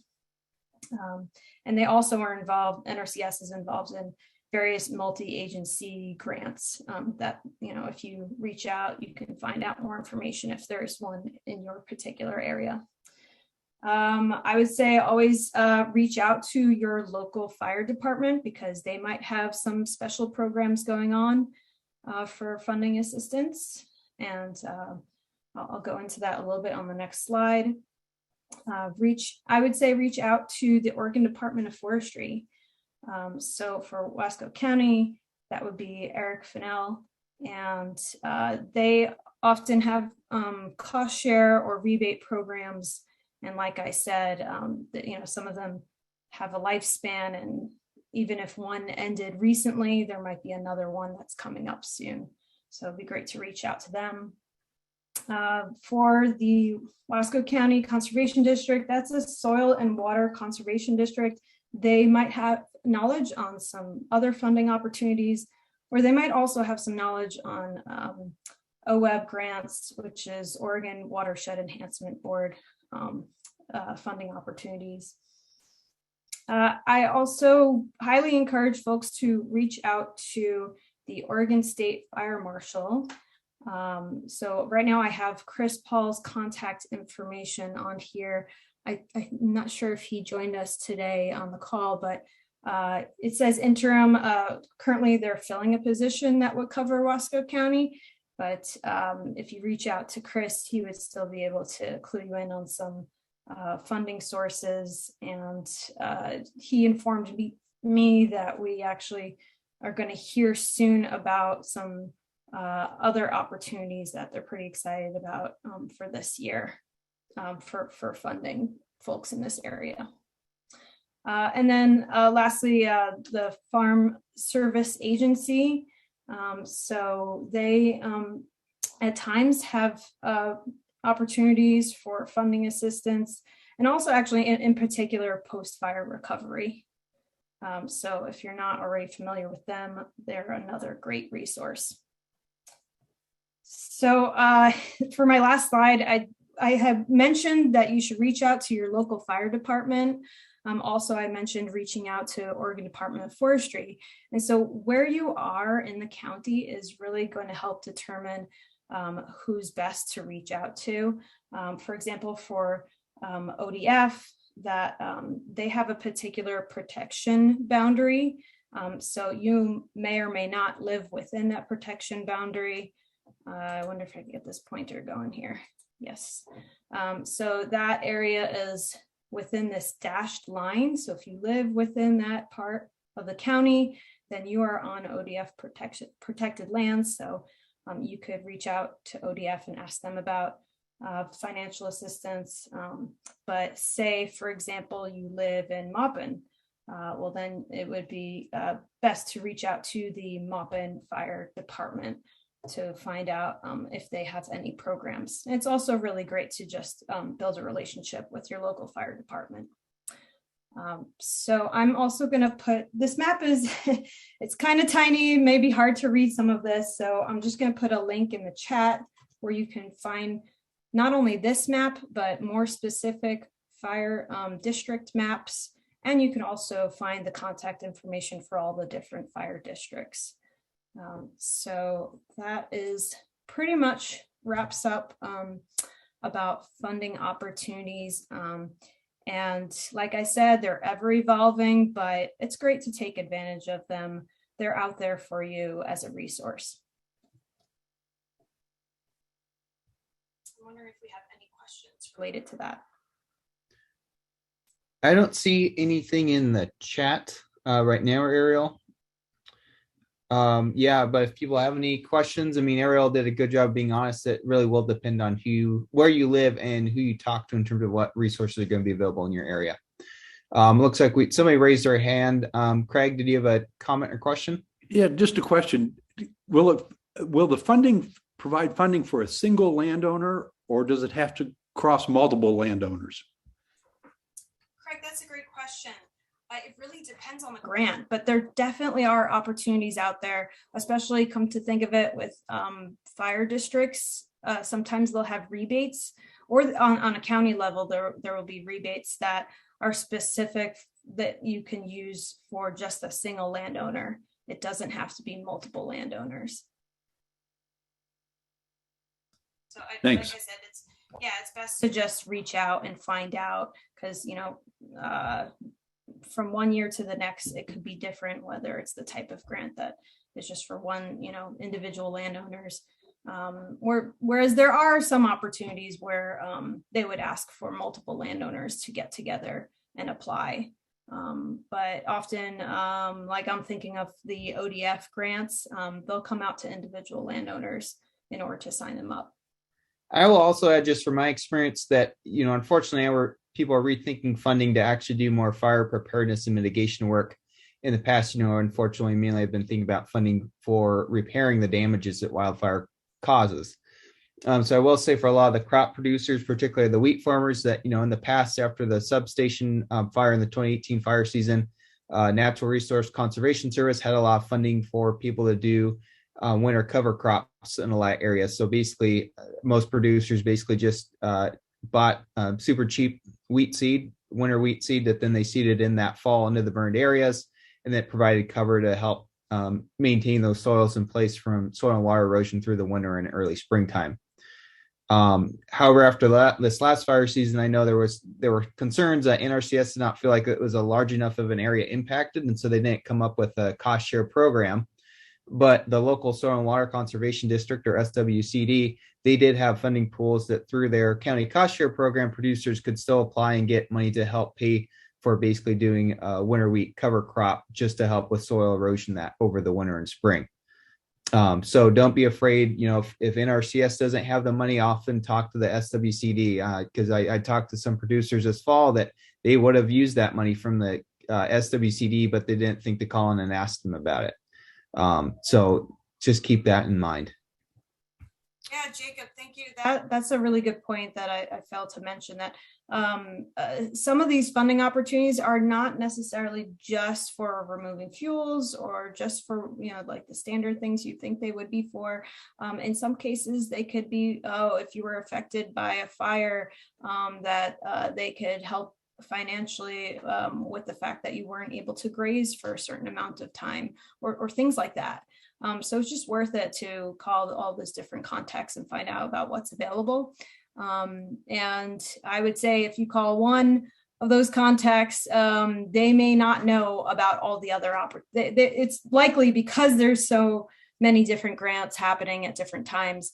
I wouldn't expect one of those contacts to know about all the opportunities. So it would take a bit of calling around to find out, but it's certainly worth it. It would be worth your time if you were able to find that financial assistance.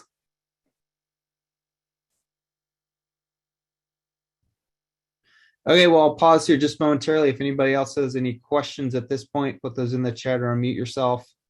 But basically, we're on the final home stretch here, and I've just got some concluding thoughts to think about here, and we should be wrapped up at 4 o'clock here. So there aren't any other questions here.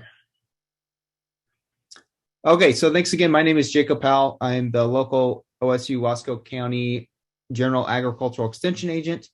I cover both Wasco and Sherman counties here in the Gorge, and have been trying to do more ag wildfire preparedness workshops over the last couple of years. Now that's such a emerging issue in our local cropping areas. So kind of, my overall overall framework here for this afternoon, basically going to touch on how can we go about prioritizing where we put defensible space around our structures and on our farming property.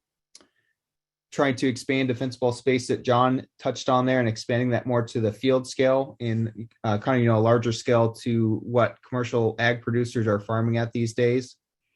And then going to conclude with some fire suppression considerations and equipment things to think about that I think will help primarily with dryland wheat production. So where do we start prioritizing where we put in these defensible space areas? John did a good way of touching that often we don't have the resources or time to treat everything all at once. And so basically you just kind of need to make a list, and just each year, if you can start making progress, that's a step in the right direction. So here I'm trying to focus on where geographically should we focus on creating defensible space on the farm. And so we know that areas that have a south-facing aspect, those are going to dry out sooner in the fire season. Often our north-facing slopes might have more fuels on them in some cases, but the south-facing slope is really going to get the most sun, and that's where fuels are going to be the most receptive to fire if we have a wildfire that's occurring across our property. Also, the other concern is where's the dominant wind direction? It's interesting that here we've seen when the Eagle Creek fire happened, there was a dominant east wind that was blowing drier, warmer air from the eastern part of the state through the gorge at higher velocities with really gusty winds, and that really helped dry out the fuels to a greater extent. However, we've seen that a lot of the agricultural fires that have happened in the wheat fields here often happen when we have strong west winds.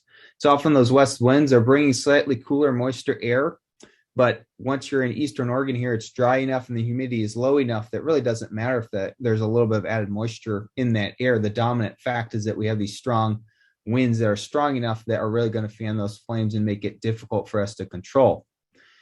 Also, in areas that we have steep slopes, we need to consider creating an additional buffer, which also John Rizza touched on, that often we have to extend out that defensible space when we have a steep slope. And so basically thinking about this, where all three of these zones combine, that's really our priority zone that we need to focus on. And basically here is just a satellite imagery trying to help us kind of focus on this.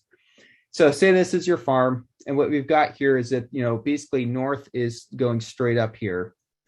And so we've got to the east here, we have, looks like, primarily grassy fields going down this steep slope. And then we've got, we have some additional tree type fuels over here, but I'd say, our flashy fuels here are going to be our main concern. And let's say that this is, somewhere in the gorge that often during fire season, we have dominant west winds, not always, but often. So let's say the wind direction is the blue polygon here. This is our dominant wind direction on the property. We know we have a steep slope here going down into this drainage. So that would be a priority area to treat, because fire is going to be a lot more reactive if it's burning upslope towards our property through there. And then also where are our fuels the driest? So if we have a south facing slope here, generally that would be in this region. Here you can see the aspect is not the dominant feature. It's not a really strong south aspect, but there's a slight south aspect.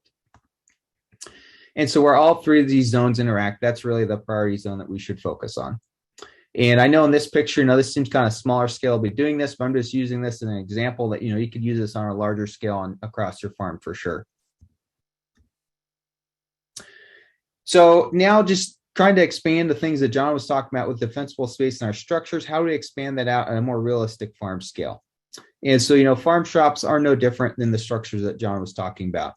And I just like this example that this is a fairly sturdy metal constructed building. You can see they have pretty clean gravel surrounding that building. That's going to create some good defensible space. There's some things here that, in agriculture, we're going to have fuel there for our equipment. So the fuel here, if that larger tank there is filled with fuel, this could be a concern. But, at least it's not right up against the building. But, things to think about, this could be a concern with the propane tank here, the diesel tank there. And it would also help, if it's not a gas tank, you're better off if it's just a diesel tank that won't be quite as explosive. The other thing here that I like is you can see they've got, this is obviously a field that's been harvested, but they definitely have mowed the stubble there. I know it depends on your conservation contract with NRCS, what you can be doing with your stubble, but maybe it's worth mowing some of that stubble in just a few small areas around key farm infrastructure to help with later on in the fire season. And Rick raised his hand here. Go ahead, Rick. Hey, Jacob, I'm sorry to jump in. I do a lot of site visits around structures for defensible space, both in kind of the urban interface, some of the timbered lands, and out in the agricultural lands as well. And folks ask a lot of questions about particularly their diesel and their propane tanks. Really, when we have conversations with folks about those on the kind of in person there, the only ways that those are real threats to anything is kind of either direct flame impact, on those things, and or impact from things that we aren't paying attention to. Propane tanks oftentimes are surrounded by gravel pretty well, but every once in a while, that's an area that we forget to weed eat, especially as you get busy in the spraying and the harvest seasons.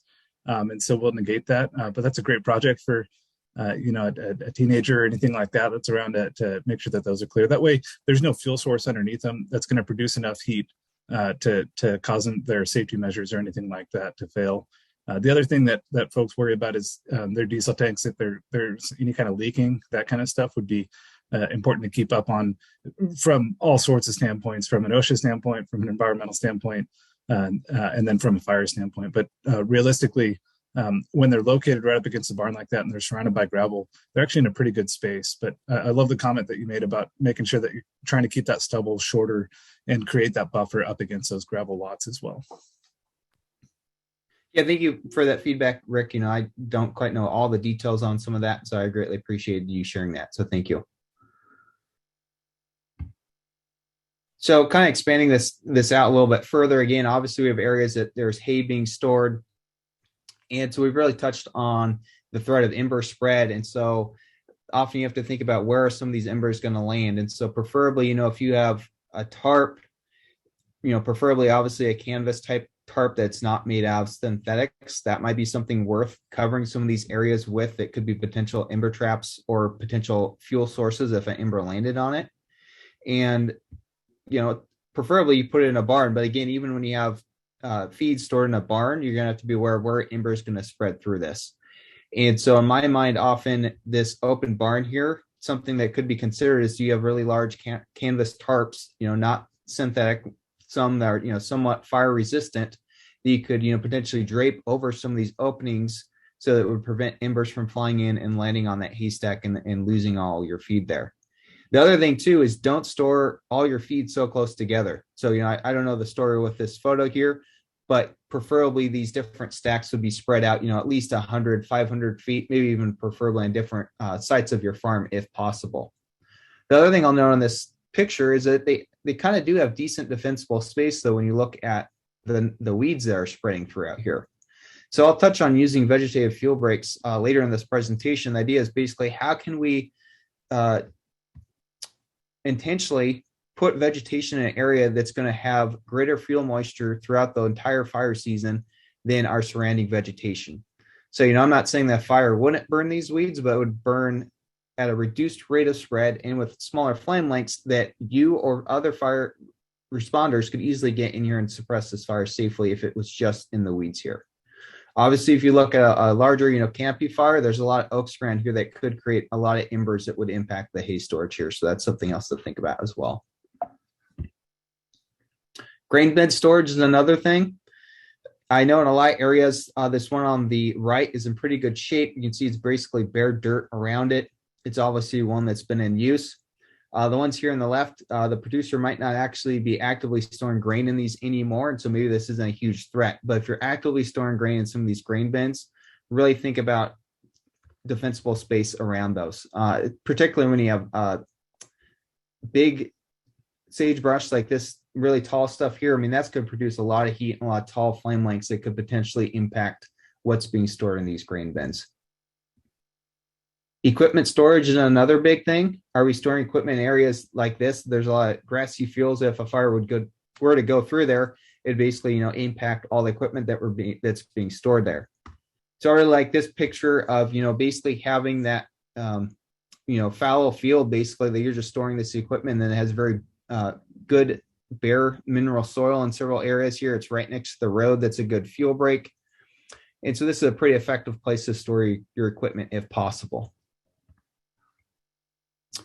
The other thing is, with the spread of embers, a lot of research has been done in areas of Australia, where in many areas they're really trying to push people using basically windbreaks to help calm down the ember spread.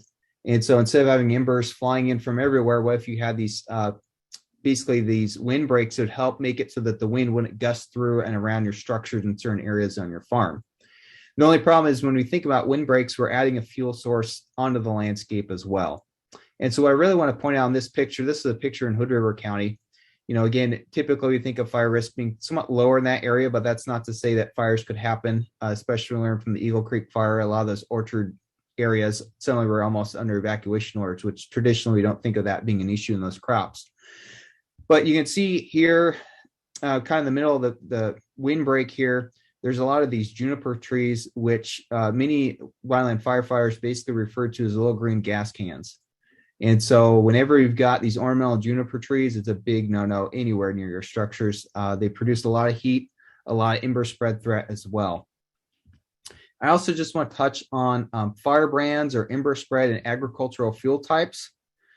And so a lot of what the firebrands you're seeing here, this is on a prescribed burn I was on in Western Washington, and this is a lot of the bracken fern that was being consumed by the fire. And so different pieces of that fern are going up in the air and spreading. And so if these firebrands are not hot enough to actually start a fire, it's a lower risk. But when these firebrands get up into the smoke column and then the wind blows it, 100 feet away from the fire, if those embers are hot enough to start an additional fire, that's going to be a concern with spot fires that could start. And so there's a researcher at Oregon State University, David Plunk. He's actually in the engineering department that's done a lot of really interesting research in ember spread in some of these fuels that often we would associate with in more agricultural areas. So they found that, burning sagebrush, juniper, Douglas fir, and ponderosa pine, they found that sagebrush and juniper by far generated the most hot embers that could potentially spread multiple fires. And so the big takeaway with this is if you have areas that have a lot of sagebrush and juniper, you're going to have to think about increasing your defensible space to deal with some of these hot firebrands that can be coming off of those fields when they're burning. And obviously it makes sense as moisture content increases, our firebrand starts to decrease. And so that's because when we have high moisture content, we can still have firebrands that are breaking loose, but often they're just smoldering and they're not actually actively burning and hot enough to actually start a fire with where they land. Also, the fuels that these embers are landing on also have higher moisture content. And so it's going to need more of a direct flame contact time frame for that fire to actually spread if it lands in fuels that are wet enough that they're not going to burn. And I just want to point out this small graph here that basically this graph is showing on the vertical axis the number of firebrands that were produced per dry mass that was being burned. So again, obviously different fuel types will generate different amounts of firebrands. And so basically they tried to correct this. And so, basically for 1 pound of sagebrush, how much embers are produced by that? Being the fact that, often sagebrush has less fuel to burn than, say Douglas fir, ponderosa pine. But even though it has a smaller amount that's being burned, it's creating more firebrands compared to the ratio of the area that's on it. And this also has tree height on it. So again, obviously tree height is going to be fairly small for sagebrush. But really what I'm trying to illustrate by this is you can see that the sagebrush compared to the tree species, the sagebrush actually had the most amount of firebrands being produced. And a lot of that is because of the chemical composition of the sagebrush, which Katie touched on. So again, just the sagebrush is really an area that often we don't think of firebrands or embers being an issue in agricultural fires, but if there's sagebrush in the area, even if it's fairly short sagebrush, it can still generate a lot of embers compared to other grassy fields in the area. So just to touch on here with goals of a fuel break, which Katie briefly touched on. So again, with creating a fuel break, we want to disrupt fuel continuity. So that's why obviously you have areas that have a gravel road, you're basically disrupting fuel continuity there. How do we then reduce fuel accumulations and volatility? So like I said, sagebrush really is concerned with ember spread. So reducing how much sagebrush we have in areas. Also with juniper trees as well. Don't forget they are also very volatile as well. And then how do we increase the proportion of plants with higher moisture in the area? So again, like a vegetative fuel break would do that. And then also remember that these fuel breaks, they also create a corridor that facilitates firefighter movement and also enhances their suppression activities. In a lot of areas, firefighters are not going to engage in the fire in that area if it's unsafe. So a lot of these fuel breaks, basically they just allow it so that the flame lengths are now below 4 feet and they can easily engage those directly with spraying water on them or even with hand tools in some locations. And so again, with this fuel break here, you can see this has been thinned. Both sides of the road here, they've removed the sagebrush. Like Katie said, though, you can see that it looks like there is some annual grass moving into the area here. So they still have also created another fuel issue that they will need to address for this to be a successful fuel break. And just considerations for, where you decide to put a fuel break on your farm potentially is the scale. How big of a fuel break do you need to be realistic to make a difference? Hopefully we're picking areas that we can put in a very short fuel break and make a big difference because of that. Be strategic in where we place these. I'll talk about this more later, but basically, in areas that it's flat terrain, the rate of fire spread is already going to be naturally reduced on the landscape. Or likewise, if we have a road that we can build that fuel break off of on either side, that's going to be a very strategic place to put it. And it's also very important that we make sure that this is economical. And so that's why hopefully we can get, cost share funding from the SWC or NRCS that's going to allow us to do these at an economical scale and make it so that we're getting some assistance with where we do these.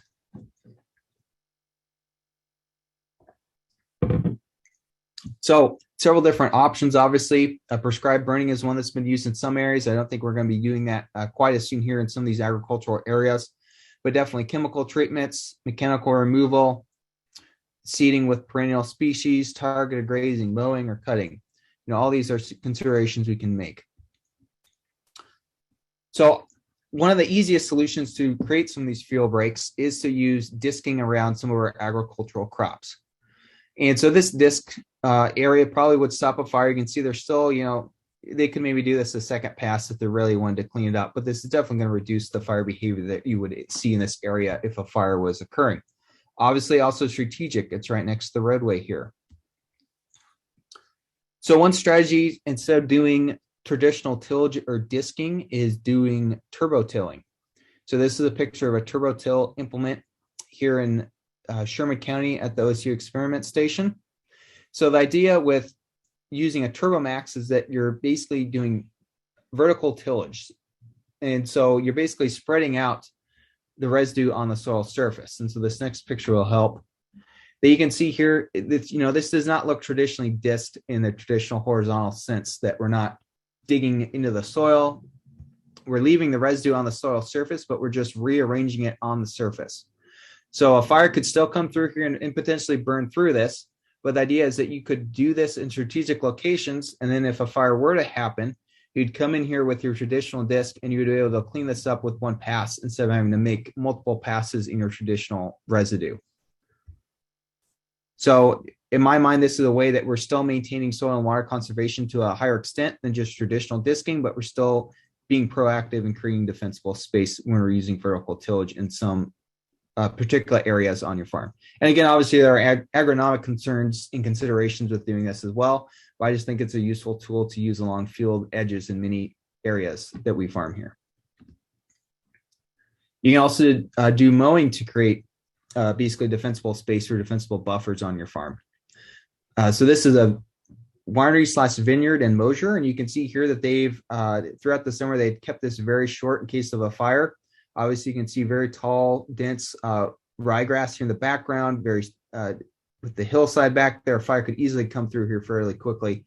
It would be very hard for firefighters to get into your defend the property if it was not for this mowed fuel break here.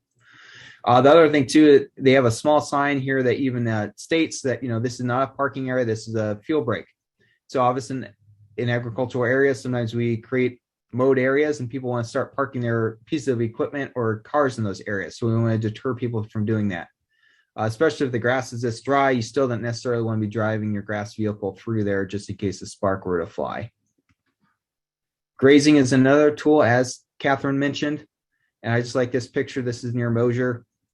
You can just see the difference of the grazed inside the fence versus outside the fence where it's not been grazed. If a fire were to come through, this would be a fairly accurate and defensible safety zone. And it's going to protect the oak trees that are then within this grazed unit because those lower ladder fuels have been grazed in this area. So perennial vegetative fuel breaks have been used successfully in parts of Southwest Idaho, particularly around Mountain Home and Boise, Idaho. And so this is just a picture of forage kochia that's been used there. It's like Katie mentioned, forage kochia is used by the BLM frequently to create some of these green vegetative fuel strips. So you can see here there the fire was burning through and it hit this fuel break with the forage kochia and basically stopped. And you can see just how green this forage kochia is. It obviously has a higher fuel moisture content than the surrounding annual grasses, and that's what makes it so successful. And in considerations for using this on agricultural properties, the nice thing is that once you get this established, you might have to go through and do some annual grass control during the establishment. But after that, basically, you can kind of walk away from it and will still be a good fuel break sitting there.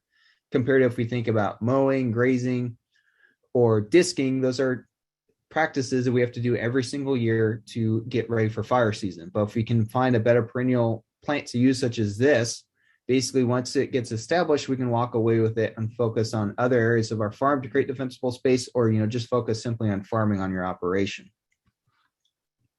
So here in Wasco County, I'm trying to implement some trials to see if forage kochia will establish as well here as it does primarily in the Great Basin where it's been used in the past.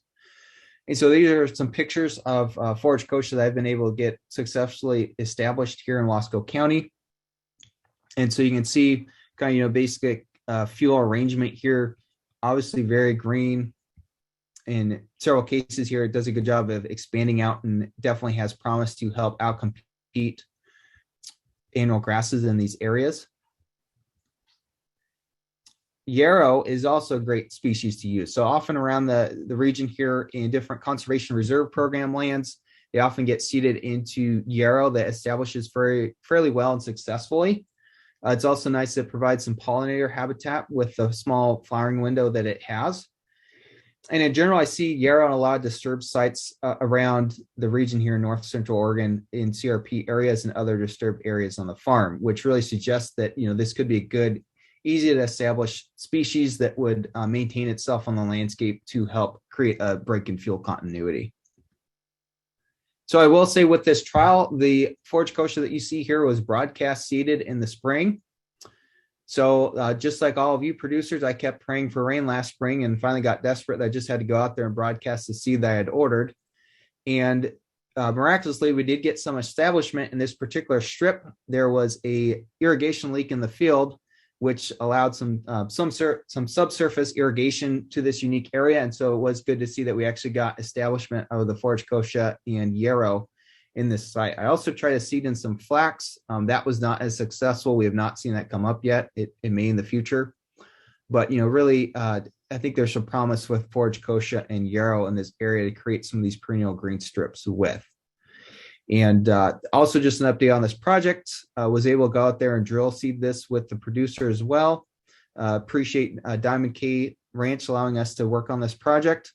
And so we seeded some more last fall, and hopefully after all the snow and maybe some more spring precipitation coming soon, we will get some decent establishment that we can share more details with you on that in the future. So also thinking about defensible space at the farm scale, a good thing to think about is how can we create other areas and buffers using cash crops that you as a producer could get money for.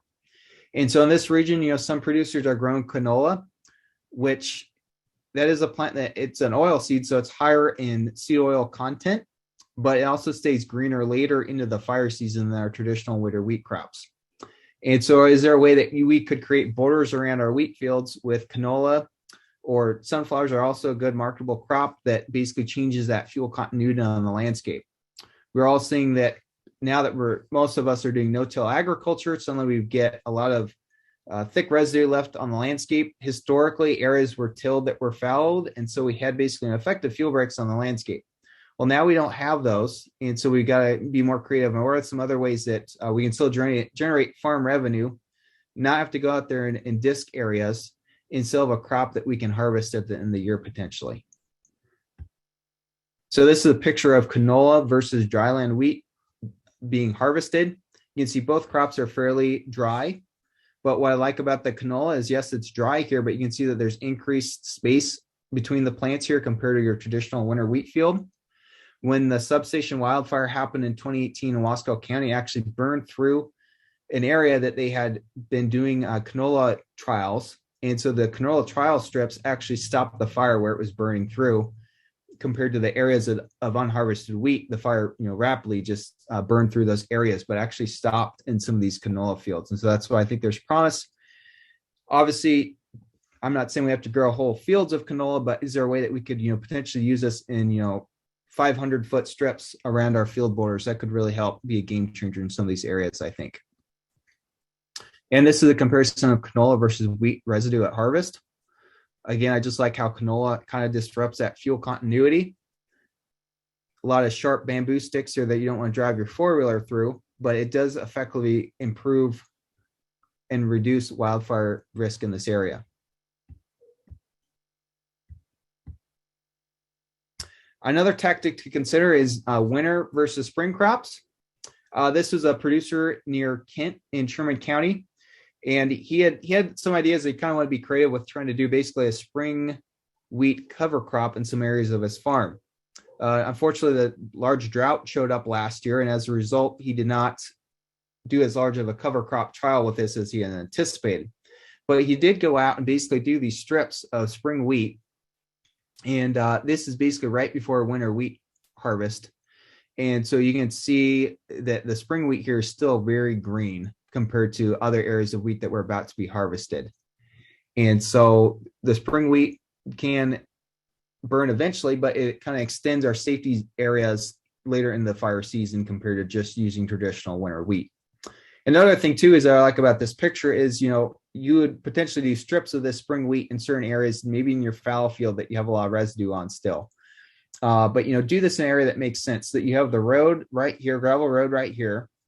The property owner or somebody at least had mowed this area here, and then you have the green strip here. And so that's a good kind of safety buffer that's being created here. Obviously, I think if you really wanted this for fire consideration, you would want this spring wheat crop right along the fence line here and not 5 feet out there where you still have this burnable zone here. So just food for thought there. So next, I'm going to touch bases on some fire considerations for our farm. We have touched on livestock evacuation earlier, and just kind of combining thoughts. So this video kind of shows, what do cattle do left on their own? And really, you'll see these cattle basically do exactly the same thing that you and I should be doing on these fires when we're out there dealing with them. So first responders are out there dealing with the incident. The cattle are still in the field here, kind of moseying around.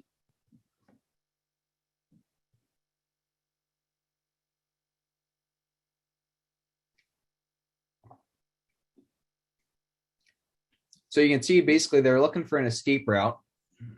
And also they might be distracted by the firefighters that are working down there as well. You can see they get up close to the flames, they start feeling that radiant heat and realize, oh, we can't go through there.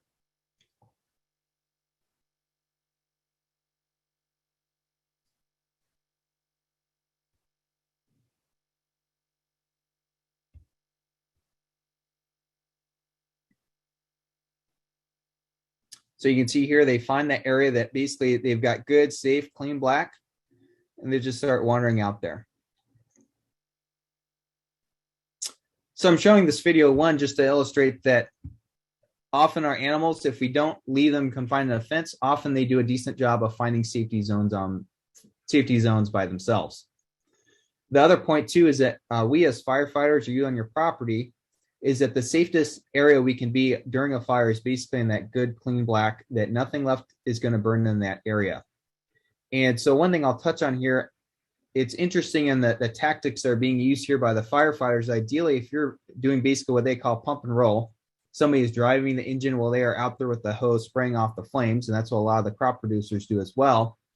Preferably, you would be driving your truck inside the black here. And it appears that, the fire behavior is fairly calm here, but if this fire were to flare up, where's their escape route and their safety zone? They don't have a safe place to go. They're surrounded by grassy fields here. And so if you are driving through the black and spraying instead, if that fire flares up, you're already in your safety zone, no concern. And the other thing too is obviously when you show up on an incident, you're going to, find a safe entry point to get into the fire. I'm not suggesting that you would drive through the flames to get to that safe black. You'd want to be already in the black, preferably in the back of the fire where it's already out. You drive your truck in, and then you would approach into where the flames are at. So a fire starts, and so I'm showing you these aerial photographs from a study that was done in Australia, studying different impacts of fire behavior on different wheat fields that were either harvested or unharvested, or had already been mowed later in the summer. So basically they had done a test ignition here. This is 21 seconds after the fire started. You can see it's already starting to take off a little bit.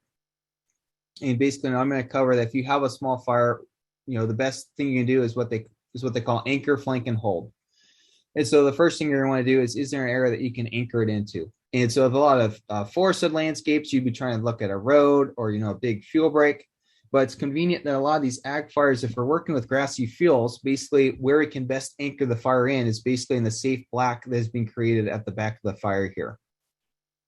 And I also say when it's this small, hopefully you can just pull out a fire extinguisher and help a little bit. But I will mention that a lot of the fire extinguishers we keep on our equipment, they do a really good job when our combine catches on fire to put that out and really smothers it with all the foam and all the other chemicals that are in that fire extinguisher. However, once we start using that fire extinguisher just on grass, often, it will do a good job of not allowing oxygen to get to the fire there within the fuel. And so it helps stop the fire that way. But a lot of that foam basically just sticks to it, and the fire can still continue to burn underneath that layer. So you really need to be considering using water once you get a fire that really gets going in the grass, such as in this picture. And again, conveniently let the fire create some safe black for you to anchor that into. So again, the anchor point is just where are you going to start building your line construction off of to actually safely suppress this fire. So speaking of water, I thought this was one different innovative approach to using a tractor that basically, your typical slide-in skid unit that you would throw in the back of your farm truck at the start of fire season. Consider having one of those that basically you could put on pallet forks on the front of a tractor like this. And this is one interesting setup. This guy basically, he had additional hoses and other fire equipment apparatus in the back of the tractor to help balance it out. But a lot of folks online that looked at this said, you really should have another, 250-gallon tank on the back that maybe you could have connected with hoses. So if this front tank runs out, you can just start siphoning and sucking water out of that back tank as well. So obviously there's some constraints with using a tractor like this. It's going to be a very bumpy road to go on. But this is a good way that you could have the hose and the nozzle, and you could be doing some active spraying just as you, the driver. Other people are using apparatus that, they actually have a water monitor thing at the front that basically they can control in the cab, and it will spray the water for it, spray the fire with water for them. So if a fire starts getting bigger, this is 29 seconds after this fire was started. So hopefully, basically, you're spraying water at the back of the fire here to make sure that your anchor point is good and secure in the safe black. Then you would basically be doing what they call flank, that you'd be working on either sides of this fire where the fire behavior is somewhat reduced compared to the very front of it where it's actively spreading. So this is where you would be spraying water.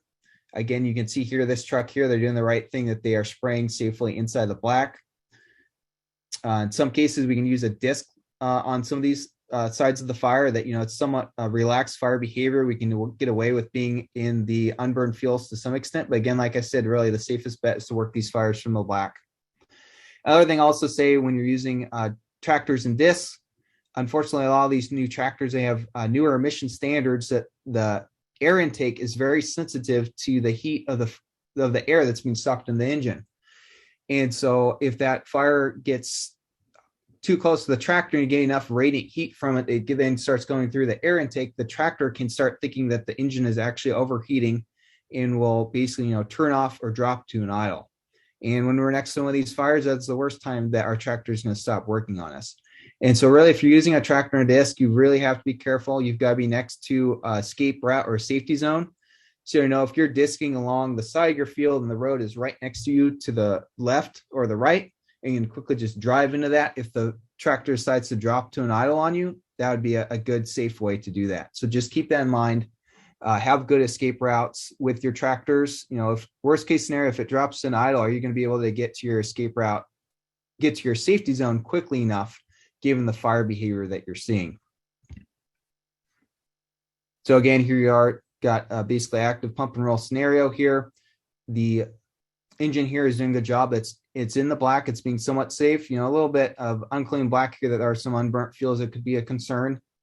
The other thing I'm showing you this picture is just be aware of when we have fence lines that we don't get stuck in these areas. So if you got safe black and you're next to the fence, you're probably going to be all right. But these areas can be really tricky that you don't get stuck between the fire and the fence. So this image is showing us 37 seconds after ignition. This plot was 160 feet long. So you think about, 160 feet in 37 seconds, that fire is definitely actively moving fairly quickly. And this is a day that there wasn't much wind pushing these experiment fires either.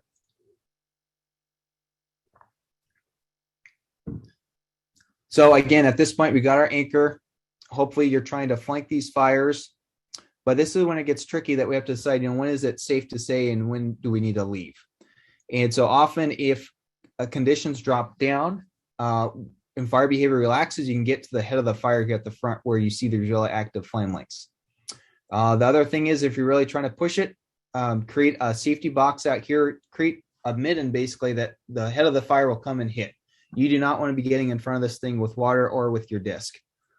The flanks of the fire, like I said, flanks of the fire, you could maybe disc safely, but the head of the fire, you do not want to be disking right in front of it. You want to be creating a midden for it to burn into, several, a half mile away from the active fire front. So the other thing is just with prescribed burning, basically you're creating a safety mitten here. what's going on with this burn is that they're basically creating a black perimeter around this. So then once they light off the inside of the unit, they don't have to worry about containment. They're going to have to watch for spot fire still, but they're not going to be worried about active flame lengths. It's just going to hit the black and go out. So in some cases, we see that, doing burnouts can be a good solution in some areas, but it takes a lot of coordination with other agencies to do this safely. So keep that in mind. Other thing with safety, professional wildland firefighters always use what they call LCES. So basically have a lookout. In many cases, you need to make sure that you yourself are being on the lookout with what the fire behavior is doing. Have another lookout somewhere else that you're in communication with that, preferably it's somebody that's not as engaged in the fire as you are. If you're actively driving a truck or spraying water in the flames, having somebody else that's kind of keeping their eye out for everyone else. Have communication so that lookout can actually tell you what's going on when they see a wind shift or changes in fire behavior. Have an escape route. So always try to have at least 2 escape routes to a safety zone. And again, like I said, clean black is your best safety zone you're going to have. The wildland firefighters, kind of their rule of thumb is that you need 1/10 of an acre for a single fire engine for a safety zone, and it needs to be 40 feet away from flames on all sides. So often, the only places we're going to get that size of space in some of these ag fuel types are, on a road, in a gravel area, or in an area that you already have a good, clean, safe black. And just remember, if you're upslope or upwind from where the fire is coming, you're probably going to need to double that safety zone, at least double that to make it be adequate. The other thing to stress is make sure you have situational awareness. This is a prescribed fire in Oklahoma. And as you can see, they're working on creating that safe black line here before they then later burn the unit. You can see there's an individual out here that's in the outside of the burn unit. And what he's doing is he's keeping an eye out for embers or spot fires. So make sure that you always have somebody, and also this person is being a good lookout in this situation. But just have good situational awareness that, you're keeping your head on a swivel and looking around at all times to see if the fire is spreading somewhere else. Other thing that I touch on every time that we do ag wildfire training is power lines are a major issue. They can start fires, but also when we have a wildland fire incident underneath these power lines, the smoke that's generated from the fire can cause the electricity from these large transmission lines to arc and hit the ground. And so if you're under this with your truck holding onto your water nozzle, you can expect an arc can potentially go through the smoke and hit you in your tractor or your truck down here. And so if you've got power lines, just build a box around them. Do not get underneath of them to deal with a fire. These are 2 fire starts that happened this last fire season here in Wasco County. The one on the left was a fairly smaller fire that happened from this transmission from the transformer up here that arced. And there was the full story is there was actually a squirrel on the transformer that a farmer I know literally saw this squirrel catch on fire, fall off the power line, and start this small 5-acre fire here. And you can see it was high enough it even scorched some of those orchard trees there as well. This was the picture on the right was where the Rentham Market Road fire started. And I don't believe this was the power line, but it's fairly close to the point of origin on this fire. And you can see on this power line that basically half of the power pole is burned, the other half was not burned in this fire, which is interesting. I think it just happened to be with the direction the wind was pushing it. So next, just touching on some fire suppression equipment considerations. To start with, if you have a water tank on any of the tractors that you're using that you might use for fertilizer or other things at other times of the year, I would strongly suggest that you have those full of water and on a pump that you could use. I'm really going to stress if you've got a bin out wagon, there's really no excuse for you not to have wildfire suppression equipment on there. Even just having a 25-gallon tank is going to help make a difference on a pump that's going to work. So just showing you some examples of grain bin cart modifications that have been done to help with wildland fire suppression. I like this picture here because you can see, I believe it looks like this is a hydraulic motor here that is running the pump to take water from the tank to the hose reel. And this is a hydraulic line going back to the tractor. And so these hydraulic pumps are a great way to simplify this. So you don't have a Honda pump you're having to start when the fire happens. Again, also a nice hole here at the back of the grain bin that they were able to put this.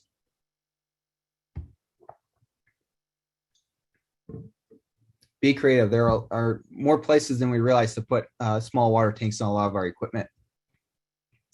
I like this picture because they're using this as basically a recycled fuel tank from an old Freightliner farm truck that they are now using as a water tank. They've got their short spray nozzle here, and they've got their pump here all ready to go. Another thing that I found interesting that on social media I've seen different wheat producers doing is that they basically have these household water pressure tanks that they easily just bolt to the back of their combine and have a small hose attached to it. And, basically they get it pressurized at 60 PSI at the start of the fire season, and then they can just forget about it. Obviously they should check on it. But the nice thing with these is that you don't need a pump. You don't have to worry about your gas engine not starting. You don't have to worry about the pull cord on your Honda getting ripped when you're trying to start it. Basically, it's a system that's ready to go. So this is one consideration to think about as well. And we're almost about to get wrapped up here. But just, again, touching on this, what makes for effective fire suppression? Basically, you need to be at the right time, at the right place with the right tool. And so what I mean by right time is often, is the weather and the winds calm enough that you're in a safe, opportune moment that you can actually put the fire out that location. Are you in the right place? So are you in somewhat, flatter terrain? Maybe the fire is actually slowly backing down a slope. And so that can be a good way that you can attack it at there because the fire behaviors can be fairly relaxed. Is in an area where the fuels are different than the surrounding field. So maybe you hit an area that there's still some residue on it that's in a Kim fallow field, but there's enough, it's gone through enough herbicide treatments that there's really not that much residue on it to burn.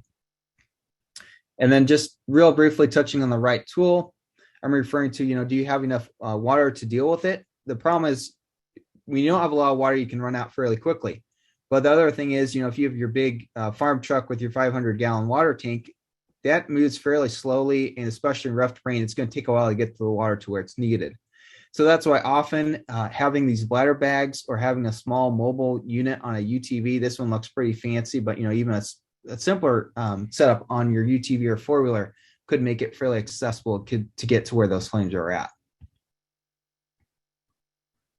And just real briefly touching here on, where do fires start, particularly in combines, just as an example.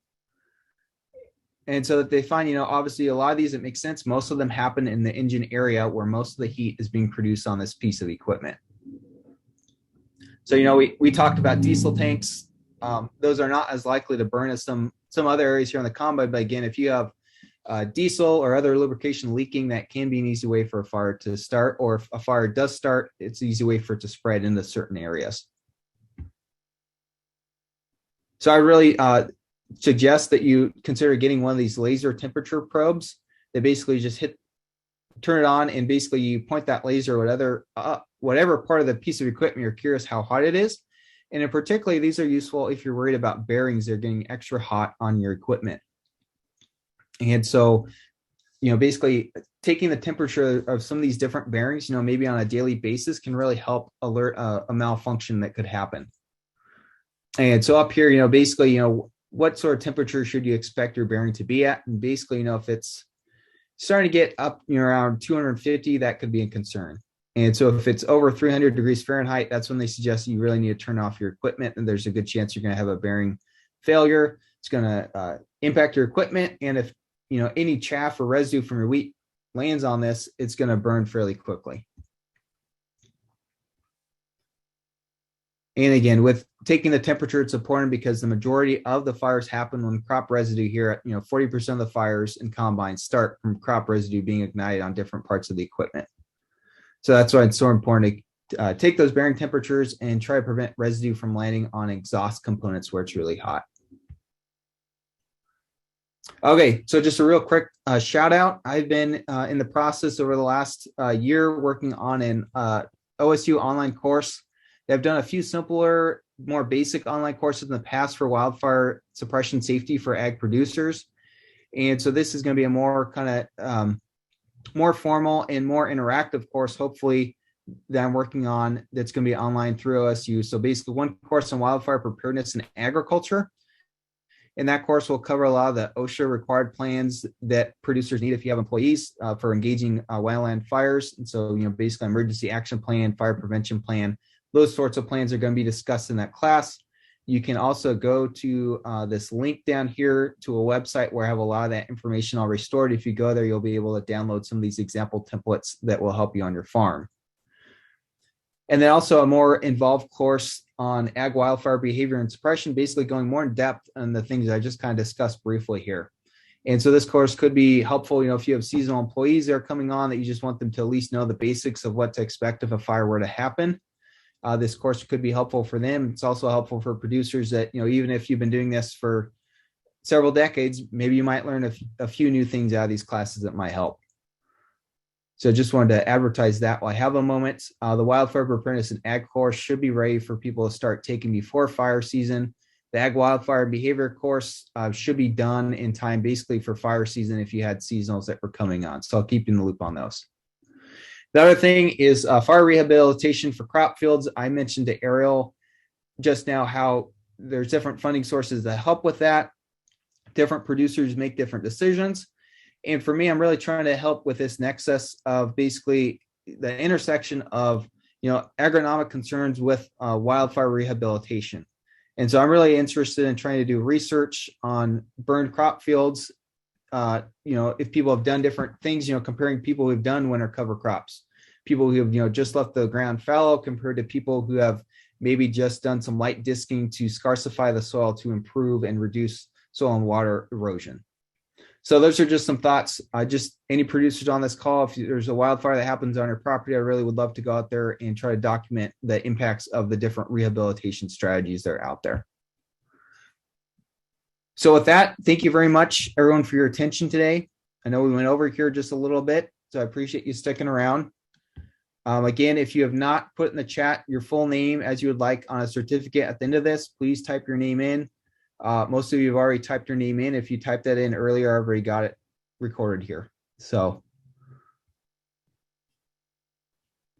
and also Rick Fletcher put in the chat this video that ODF produced explaining mobile tack with engines.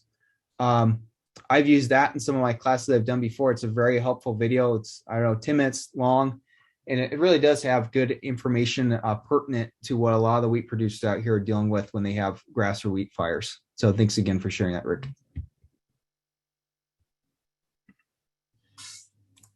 Thanks, Jacob. And just like to add, again, just to put another plug in with the expansion of the Rangeland program and with my new position, even if we're not formed up as Rangeland folks quite yet, would really love the opportunity to come out and chat and do some trainings with folks if there's an interest with anybody in the area. That's part of my job. I get to put that stuff on in person or virtually, kind of whatever folks want. So, yeah, thank you for sticking through the whole meeting, Rick. And if people have concerns about potential site visit on how they can improve defensible space around their farm shops, is that something that you would still be able to do if people were interested?